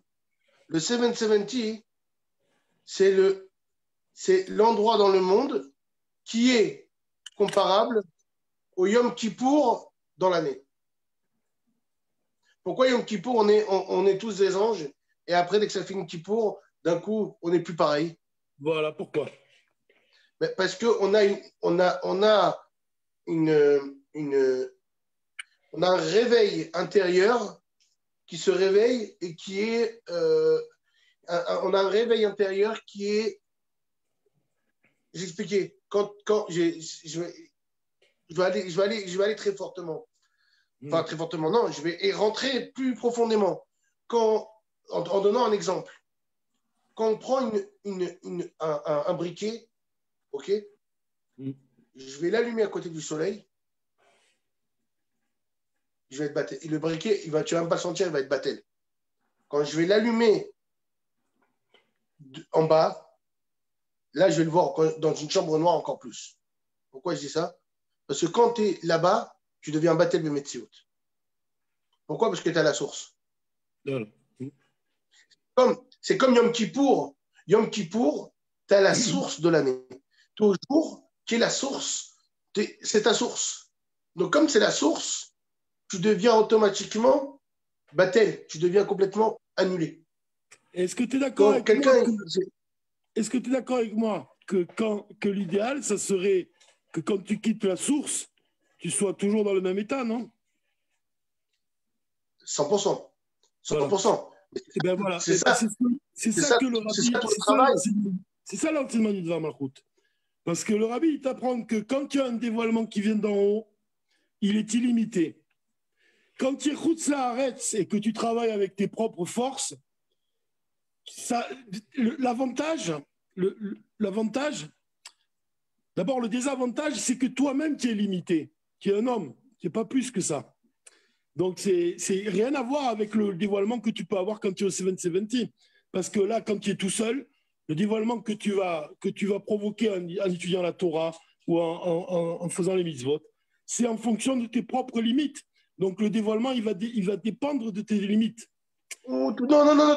Quand tu étudies, par contre, Dvar Malchut, ça peut arriver des fois, et ça m'est déjà arrivé, que tu as une sensation, d'un moment, tu as une sensation comme si tu étais au 770. Oui, mais attends, on va venir. Mais quand toi-même tu fais quand toi-même tu fais un effort, toi-même qui est quand même limité, c'est comme si, je te donne un exemple, c'est comme si toi tu étudies le Dvar Malchut, ou alors c'est le Rabbi qui vient et qui t'enseigne le Dvar Malchut, s'assied devant toi et il fait le Dvar Malchut, il te fait le Dvar Malchut. Tu vois bien que ce n'est pas la même chose. Il y a le dévoilement qui vient d'en haut, le dévoilement du Rabbi lui-même, il n'est pas pareil au dévoilement à ton propre travail. Le désavantage d'un dévoilement qui vient d'en haut, et c'est ça le point le plus important, c'est qu'il ne pénètre pas de manière profonde en toi, parce que ça ne vient pas de toi. Donc le Rabbi, il dit, comment tu fais pour unir les deux? Comment tu fais pour recevoir un dévoilement qui est limité et le garder en toi? Donc ça revient à dire, comment tu fais pour être 770, même si tu n'es pas là-bas? Comment tu fais? Ça exige de ta part de faire ce travail toi-même, mais de quelle manière? De le faire au-delà de ta nature. Si tu arrives à aller toi-même au-delà de ta propre nature, alors quand tu vas aller au 770, tu vas recevoir un dévoilement que tu vas garder, parce que tu auras fait de toi un réceptacle qui est capable de contenir quelque chose d'illimité. Ça veut dire que maintenant, si tu te mets dans le contexte de la situation là, de corona, de confinement et tout, si jamais tu te dis, malgré tout, moi j'agis au-delà de toutes les limites, au-delà de toute mesure, au-delà de tout, c'est pas ça qui va m'empêcher de recevoir un dévoilement qui est illimité et de le garder. Ça veut dire que tu vas être toi-même au-delà de toutes les limites et tu vas pouvoir recevoir des dévoilements au-delà de toutes les limites, comme quoi, par exemple, comme l'arche. Rav Yaakov, il y a des gens qui nous écoutent. Je veux quand même dire qu'en aucun cas, on demande de ne pas garder les règles sanitaires. Et au contraire, il faut les garder. Bien il faut sûr, les garder, bien mais tout en avançant et en faisant ce qu'il y a à faire. Ça ne doit pas nous gêner. Ça doit pas nous gêner. Non, tu sais, comme je te donne l'exemple. Tu prends l'arche de la Torah. Tu pouvais la mesurer, elle a des mesures, c'est un objet matériel, mais quand tu la mets dans le Kodesh Kodashim, elle perdait ses mesures. Ça veut dire que tu mesurais d'un côté de l'arche à l'autre côté de l'arche et tu avais la largeur du Kodesh Kodashim. Et elle était au milieu, comme ça, et elle ne prenait pas de place. Ça veut dire que l'arche, elle a des mesures, mais elle n'a pas de limite non plus. Ça veut dire quoi? L'arche, elle a des mesures. Ça veut dire que tu t'accordes avec ce qu'on dit.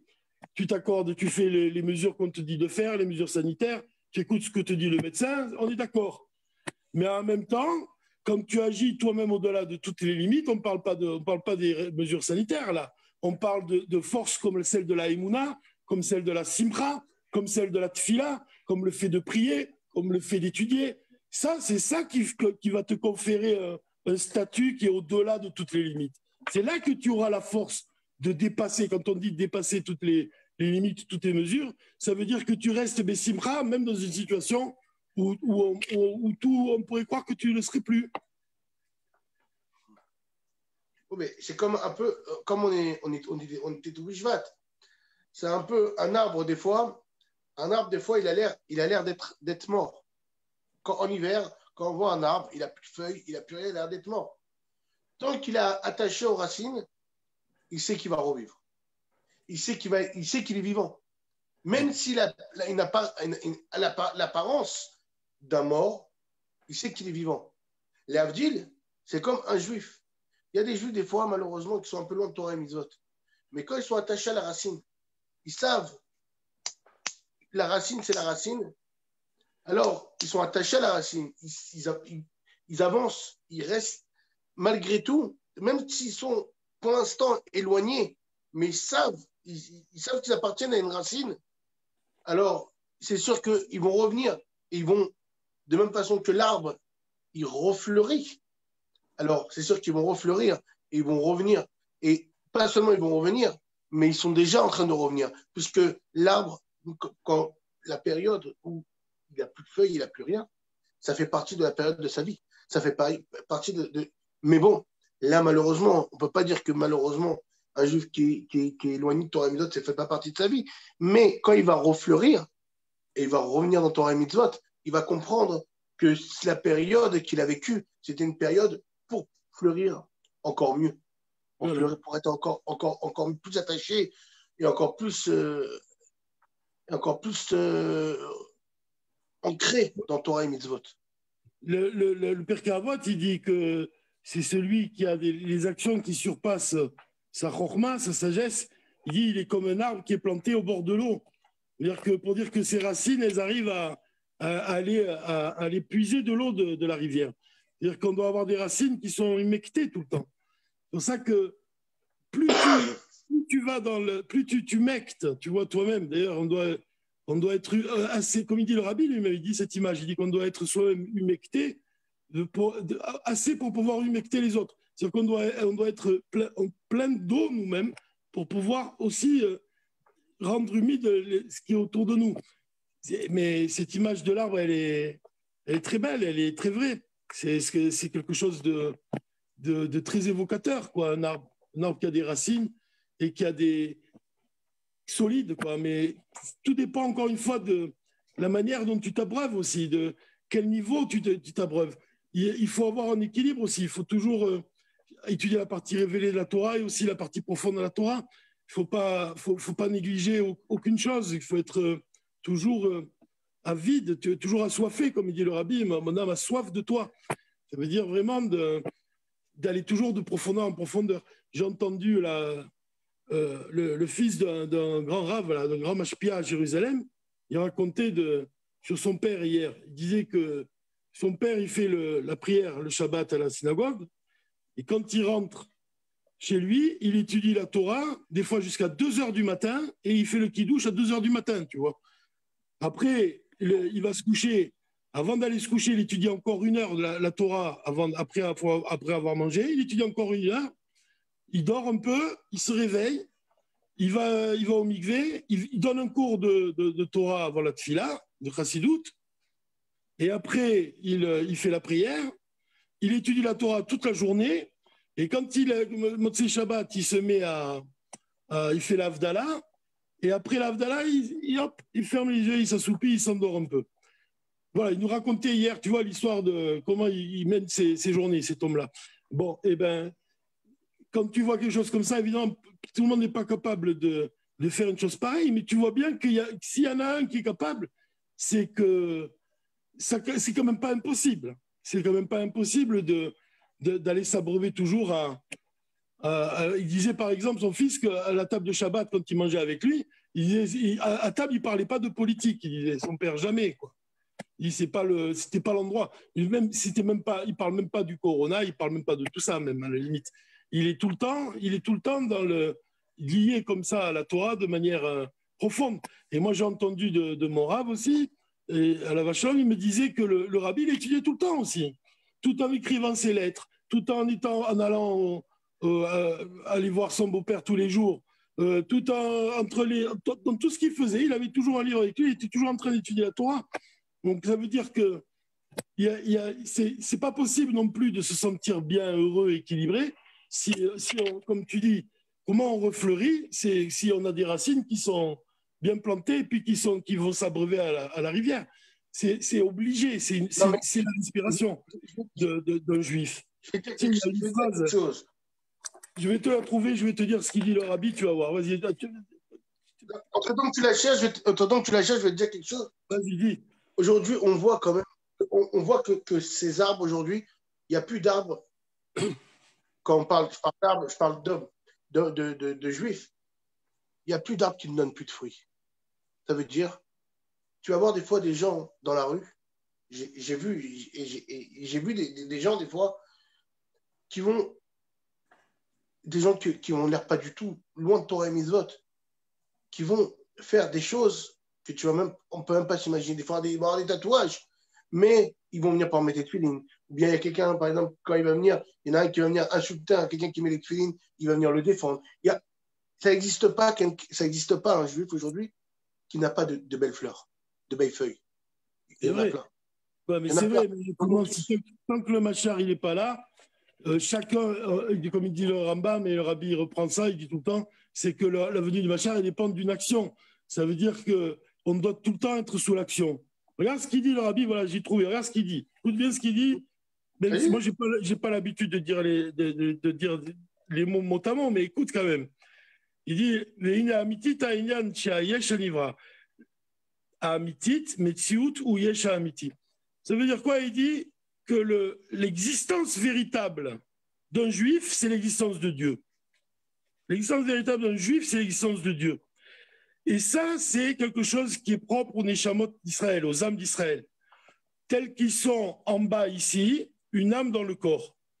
C'est d'Afka, le peuple d'Israël, qu'on peut dire l'expression de yesh, de réalité. Le niveau quand est-ce qu'on peut dire d'un juif qu'il est réel? C'est-à-dire, qu'est-ce qu'on entend par réel? On peut dire d'un juif que l'existence véritable. Ça veut dire quoi l'existence véritable? C'est ce qu'on appelle le yesh amiti, c'est-à-dire c'est l'essence divine, c'est Dieu. Dieu, tu peux dire que lui, c'est l'existence véritable de ce monde. Le monde, il est rien comparé à Dieu. C'est lui qui crée tout ce qui existe, tous les êtres et tout ça. Donc, l'existence véritable dans ce monde, c'est Dieu. Et il dit, je passe, il fait la différence avec les peuples du monde, mais il dit,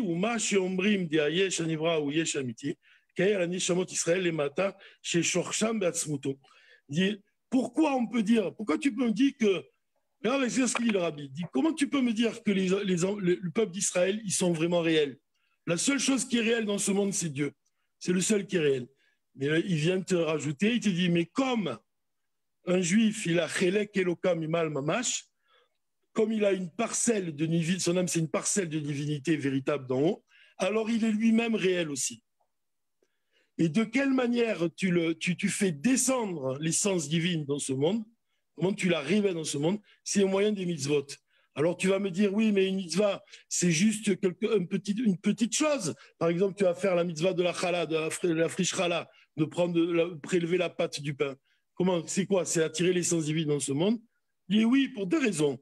Parce que quand Dieu il veut que tu fasses tu prélèves la pâte, c'est sa volonté. Quand Dieu il veut que tu mettes les téphilines, c'est sa volonté aussi. Et en fait, ça revient au même, parce que qu'est-ce qu'il va lui procurer du plaisir? C'est que tu vas assouvir sa volonté, que ce soit dans la challah, que ce soit dans les téphilines, que ce soit dans la tzedaka, que ce soit dans peu importe quoi, tu assouvis le plaisir de Dieu, tu donnes du plaisir à Dieu. Et même si une mitzvah, c'est une toute petite chose, c'est-à-dire ça concerne un détail particulier de l'existence, là, il te ramène le principe que c'est du Baal Shem Tov, il dit, il y a une Torah du Baal Shem Tov, il dit, si tu saisis un peu de l'essence, alors tu saisis l'essence tout entière. Ça veut dire que peu importe la mitzvah que tu es en train d'accomplir, tu saisis l'essence de Dieu à ce moment-là, tu attires l'essence de Dieu. C'est pour ça que quelqu'un qui est occupé à faire une mitzvah, et il y a quelqu'un qui lui demande de venir participer à une autre mitzvah, et il ne la fait pas, eh bien, il va être pas tour de la mitzvah qu'il n'a pas fait, mais comme il est occupé à faire une autre mitzvah, c'est la même chose. C'est-à-dire parce que dans les deux mitzvot, dans celle qu'il ne fait pas et dans celle qu'il fait, c'est l'essence de Dieu que tu attires de toute façon dans ce monde. Donc, c'est vrai que chaque juif, comme tu dis, il n'y a pas de juif qui n'a pas une mitzvah, il n'y a pas de juif que même, comme on dit, ils sont pleins de comme une graine, une grenade, elle est pleine de tout bishvat.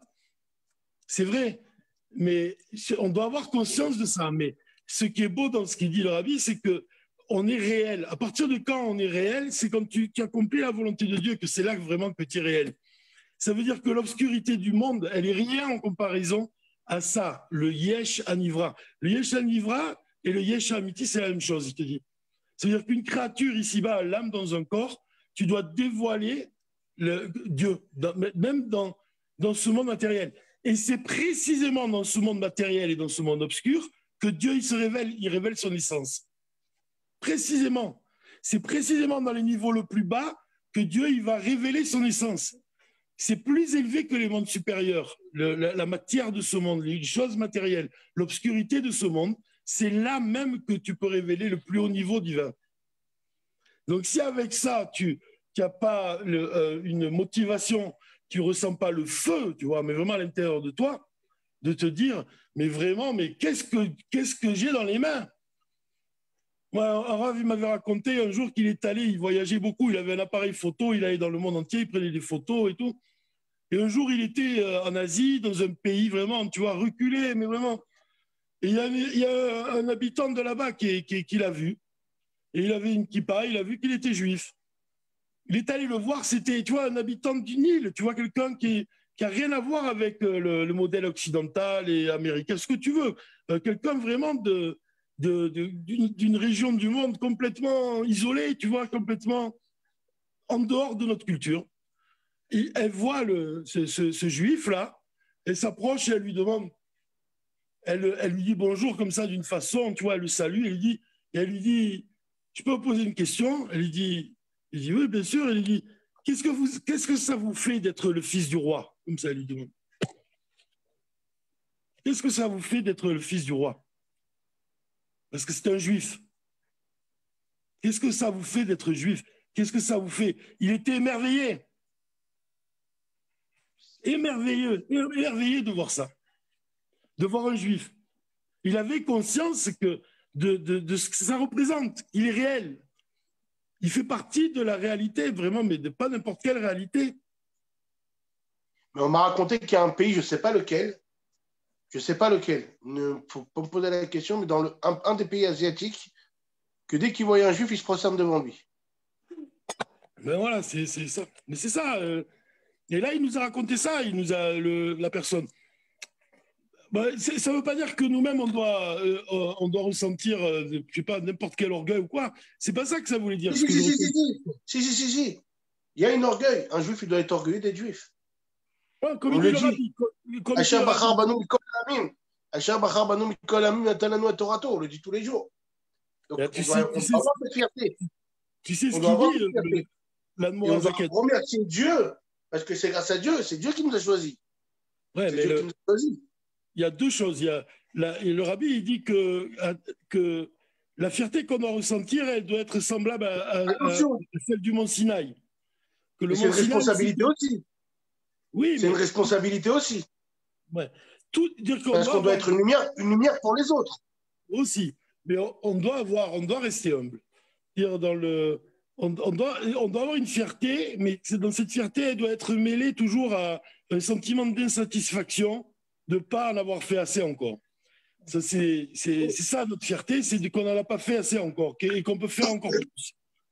Et quand le rabbi... Il faut savoir, si jamais des fois il y a des non-juifs qui nous entendent, eh bien, les non-juifs, ils ont aussi la possibilité d'arriver à un niveau en faisant les 7 lois de Noé, qui sont très, très importantes. Ben oui.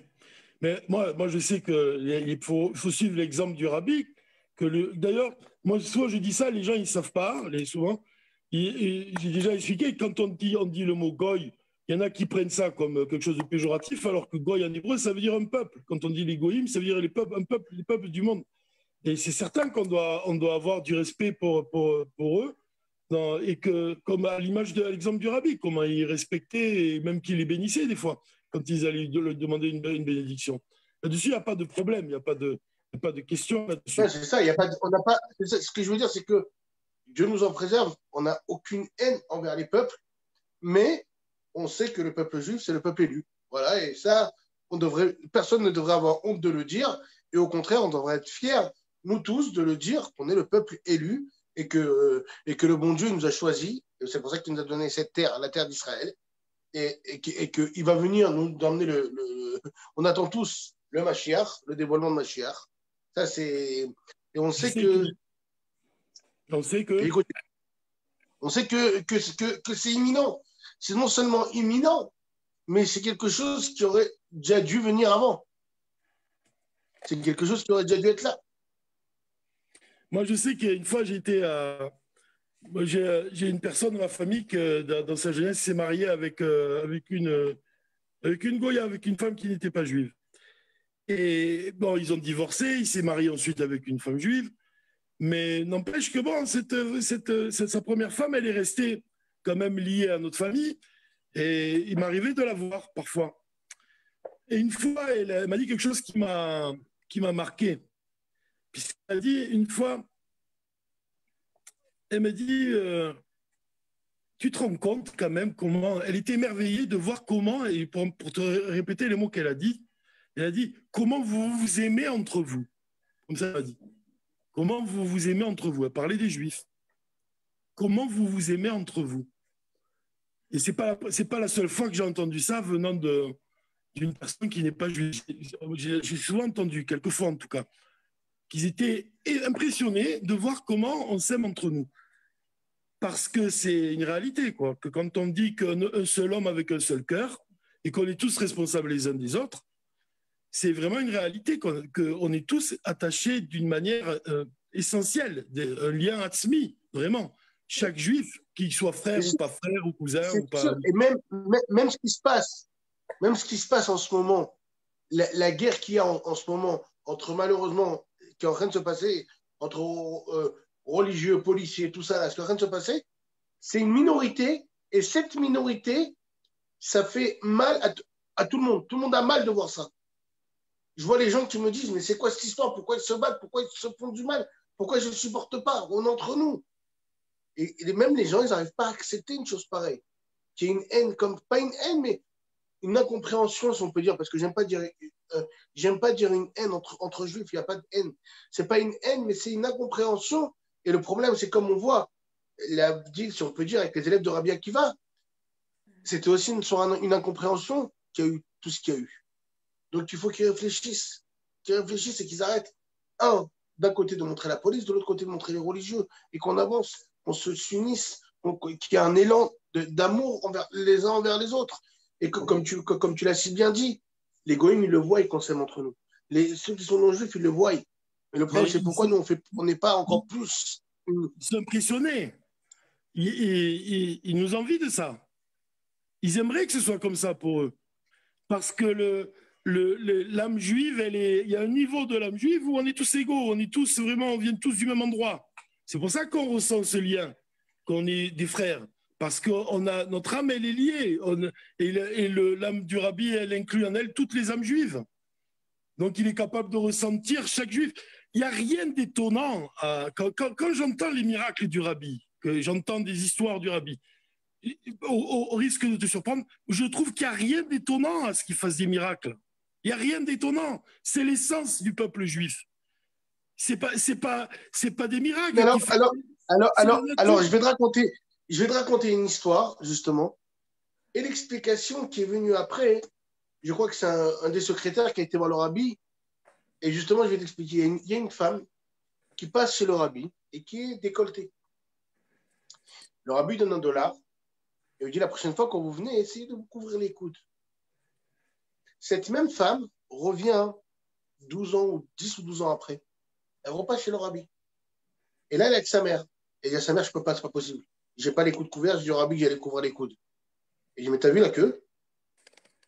T'as vu la queue? Il y a des queues comme ça tous les jours? Oui. Pendant 10 ans, des queues comme ça, et tu crois qu'il y a attrapé de toi. Allez, arrête ton délire. Viens, ça fait 10 ans en plus. Même les frères de Yosef, en 10 ans, ils n'ont pas réussi à reconnaître leur frère. Ça fait un peu plus de 10 ans, mais ils n'ont pas reconnu leur frère. Et qu'est-ce qu'elle dit? Elle dit, tu sais quoi, je vais te laisser aller tout seul, la fille. Et la mère, elle a dit, moi, je vais me cacher là-haut, je vais regarder. Je vais voir, parce que si tu me dis, s'il arrive à te reconnaître vraiment, je deviens folle. Elle passe. Le Rabbi demande au secrétaire de la rappeler. Le Rabbi donne encore $1, il dit, mais vous m'avez promis les coudes. Et il lui donne encore $1 et il lui dit, et dites à votre mère que ça sert à rien de se cacher là-haut. Elle a été voir un des secrétaires. Après, j'ai entendu cette histoire, je ne savais pas. Le secrétaire, mais le Rabbi, il voit des choses. Il dit, le Rabbi voit des choses. Mais ça, il n'avait pas besoin de le voir. Elle lui a demandé, je crois que c'était Rav Groner. Et je crois que c'est Rav Groner, d'ailleurs, qui a demandé au Rabbi, et après, elle lui a redemandé, je crois. Et il a demandé au Rabbi, est-ce que c'était par mes voix que le Rabbi avait vu ça? Et le Rabbi lui a dit non. Quand on vit, quand on sent ce qui se passe chez chaque juif, alors on ressent et on vit la personne. Ça veut dire, la Neshama, elle est liée. Donc, il sait c'est qui. C'est comme si demain, je vais te dire, tu vas avoir mal au doigt. Dans 20 ans, je vais te revoir. OK? Tu vas revoir ton doigt et tu vas te rappeler que tu as une cicatrice ici. Mais, ben oui, c'est mon doigt. C'est pareil. Le Rabbi, chaque juif, on est chacun une partie. Donc, il n'y a rien de. Comme tu dis, dans un miracle énorme. Ouais. Mais il y a des choses que c'est plus fort que des miracles. C'est plus fort que des miracles. Pourquoi? Parce que c'est pour ça que le Rabbi, quand il y a un juif qui souffre, le Rabbi souffre. C'est une partie de lui. C'est un membre à lui. Le Rabbi, il dit lui-même. Le Rabbi, quand il y a un juif qui souffre, le Rabbi souffre. Le Rabbi, il dit lui-même que les miracles qu'on verra à la Géoula, c'est-à-dire à côté de ces miracles, ce sont des miracles à côté des miracles qu'on a pu connaître avant.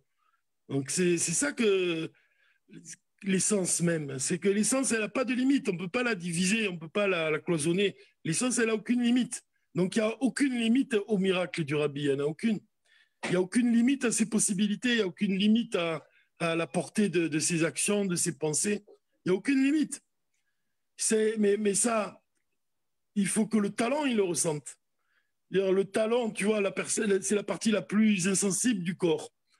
Et tu vois bien que dans le peuple juif, il y a des gens qui sont plus sensibles que d'autres à la parole du rabbi, aux enseignements du rabbi. Mais c'est précisément ceux-là, ceux qui sont insensibles, qui doivent être touchés. Dire Non, soi-même. mais même, même aujourd'hui, même ceux qui sont insensibles, Ils sont alors aussi. quand on parle avec eux, on voit qu'en fin de compte, ils sont sensibles. Mais c'est parce qu'ils sont sensibles qu'ils sont insensibles. Ça veut dire quoi? Ça veut dire que comme ils sont tellement sensibles, ils montrent leur sensibilité par de l'insensibilité. C'est incompréhensible, mais c'est comme ça que ça se passe. Ouais, Il y a des mais gens, j'ai vu des gens, vous voyez, j'ai vu des gens, je croyais qu'ils sont fichés de Torah et Mitzvot. Et par exemple, quelqu'un, une fois, je suis venu, je lui ai demandé de mettre de filine, il m'a envoyé balader, mais de façon violente. Violente. Je croyais qu'il allait me taper. Et à mon pote qui est à côté de moi, je lui dis, à la façon dont il a réagi, il est certainement pas juif. Le type, il a fait marche arrière, il est venu, il m'a dit, répète. Je lui ai dit, je sais pas, la façon dont tu as réagi, je me demandais si c'était juif. Il m'a dit, je suis juif. Je lui ai dit, bah alors prouve-le. Il a mis les tefilines, il s'est mis à pleurer. Et là, j'ai compris qu'en fait, son fait de dire non et d'être dur comme ça, son insensibilité, c'est parce que la sensibilité qui est tellement forte à l'intérieur, il a une sensibilité tellement forte à l'intérieur qu'il a peur de venir les mettre. Parce qu'il sait que s'il va les mettre, sa sensibilité, elle va lui faire tu vois. Mais alors, qu'est-ce qu'il fait? Il se dit qu'il est insensible pour ne pas s'approcher et ne pas faire tu vois. Mais en mais fait, quand tu prends. au moment où tu as cassé la première couche, tu as enlevé les pluchures, tu as un fruit qui est matok. Tu C'est as un vrai. fruit de malade. Ouais, C'est c'est la vrai. première clipa qu'il faut retirer.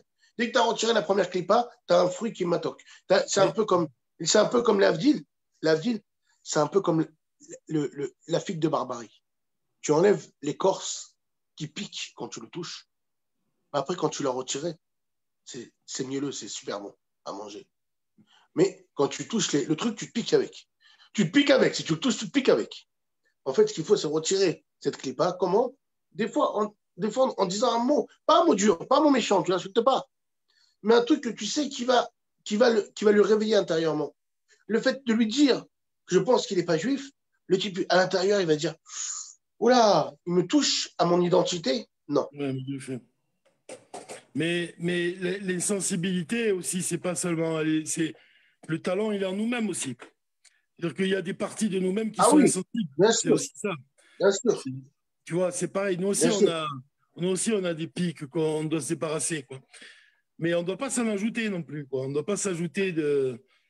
On doit faire des efforts pour rester sensible, pour aller toujours de prodige en prodige dans ça, justement. C'est pour ça que je te disais au départ que c'est pas la paracha de cette semaine, quand on parle du chant de la mer Rouge, le shir, le nigun, c'est quelque chose qui est vraiment important parce que c'est là que tu exprimes ta sensibilité vraiment.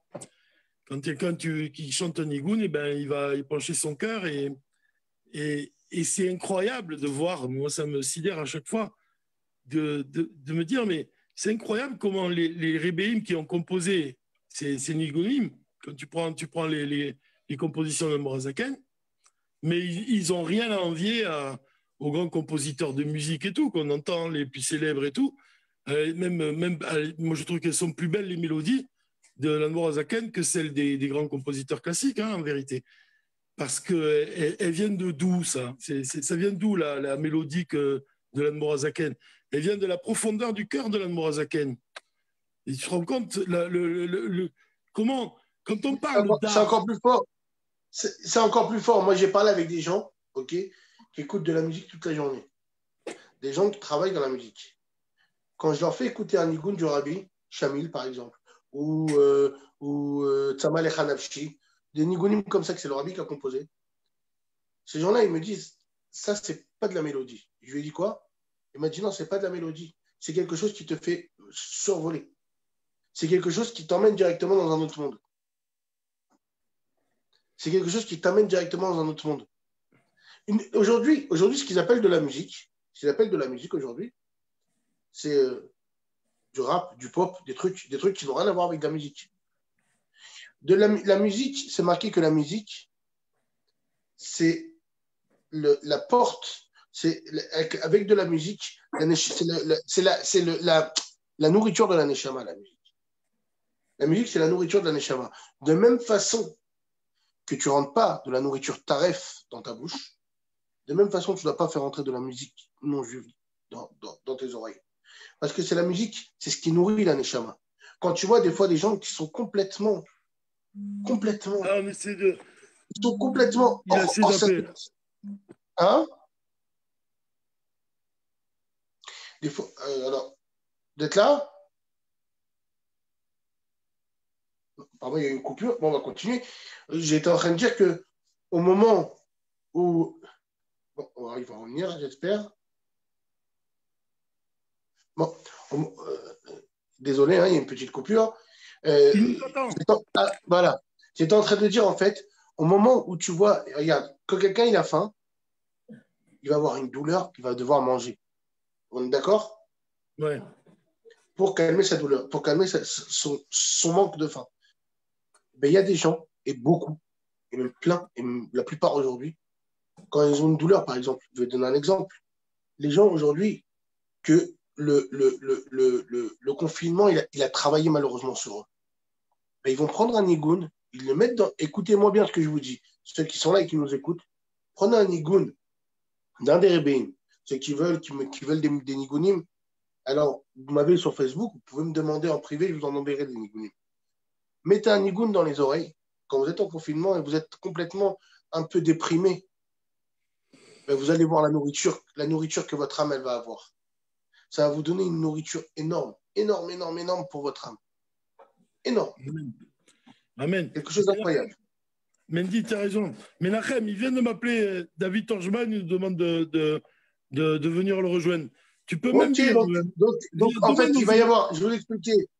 Non, regarde, je vais dire, regardez, nous, on s'est engagé à faire Farmingen jusqu'à 11h. Ça veut dire 11h en Israël, 10h en France. On a dépassé. Donc maintenant, ceux qui veulent continuer à suivre le Farmingen, ils peuvent aller sur le Facebook de Yechia Ve'ameler, c'est le Facebook de David Torjman, du Rav David Torjman d'Aubervilliers, et vous pourrez là-bas suivre le Farmingen qui va continuer. Il y aura là-bas le Rav Yaakov va aller là-bas maintenant. Donc tous ceux qui veulent suivre. Oui, moi aussi je vais aller là. Je dois aller faire un truc, après j'y vais. Donc voilà, ceux qui veulent, allez-y tout de suite. Voilà, allez-y, rejoignez-nous sur le Facebook de David Torjman. C'est David Yerkamena, je crois. Voilà, des bonnes nouvelles.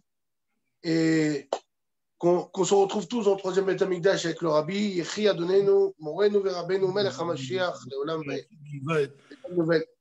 Bonsoir, Shabbat Shalom et des bonnes nouvelles à tous. Amen. Merci, Menachem. Plaisir, merci à toi. Kol Tov.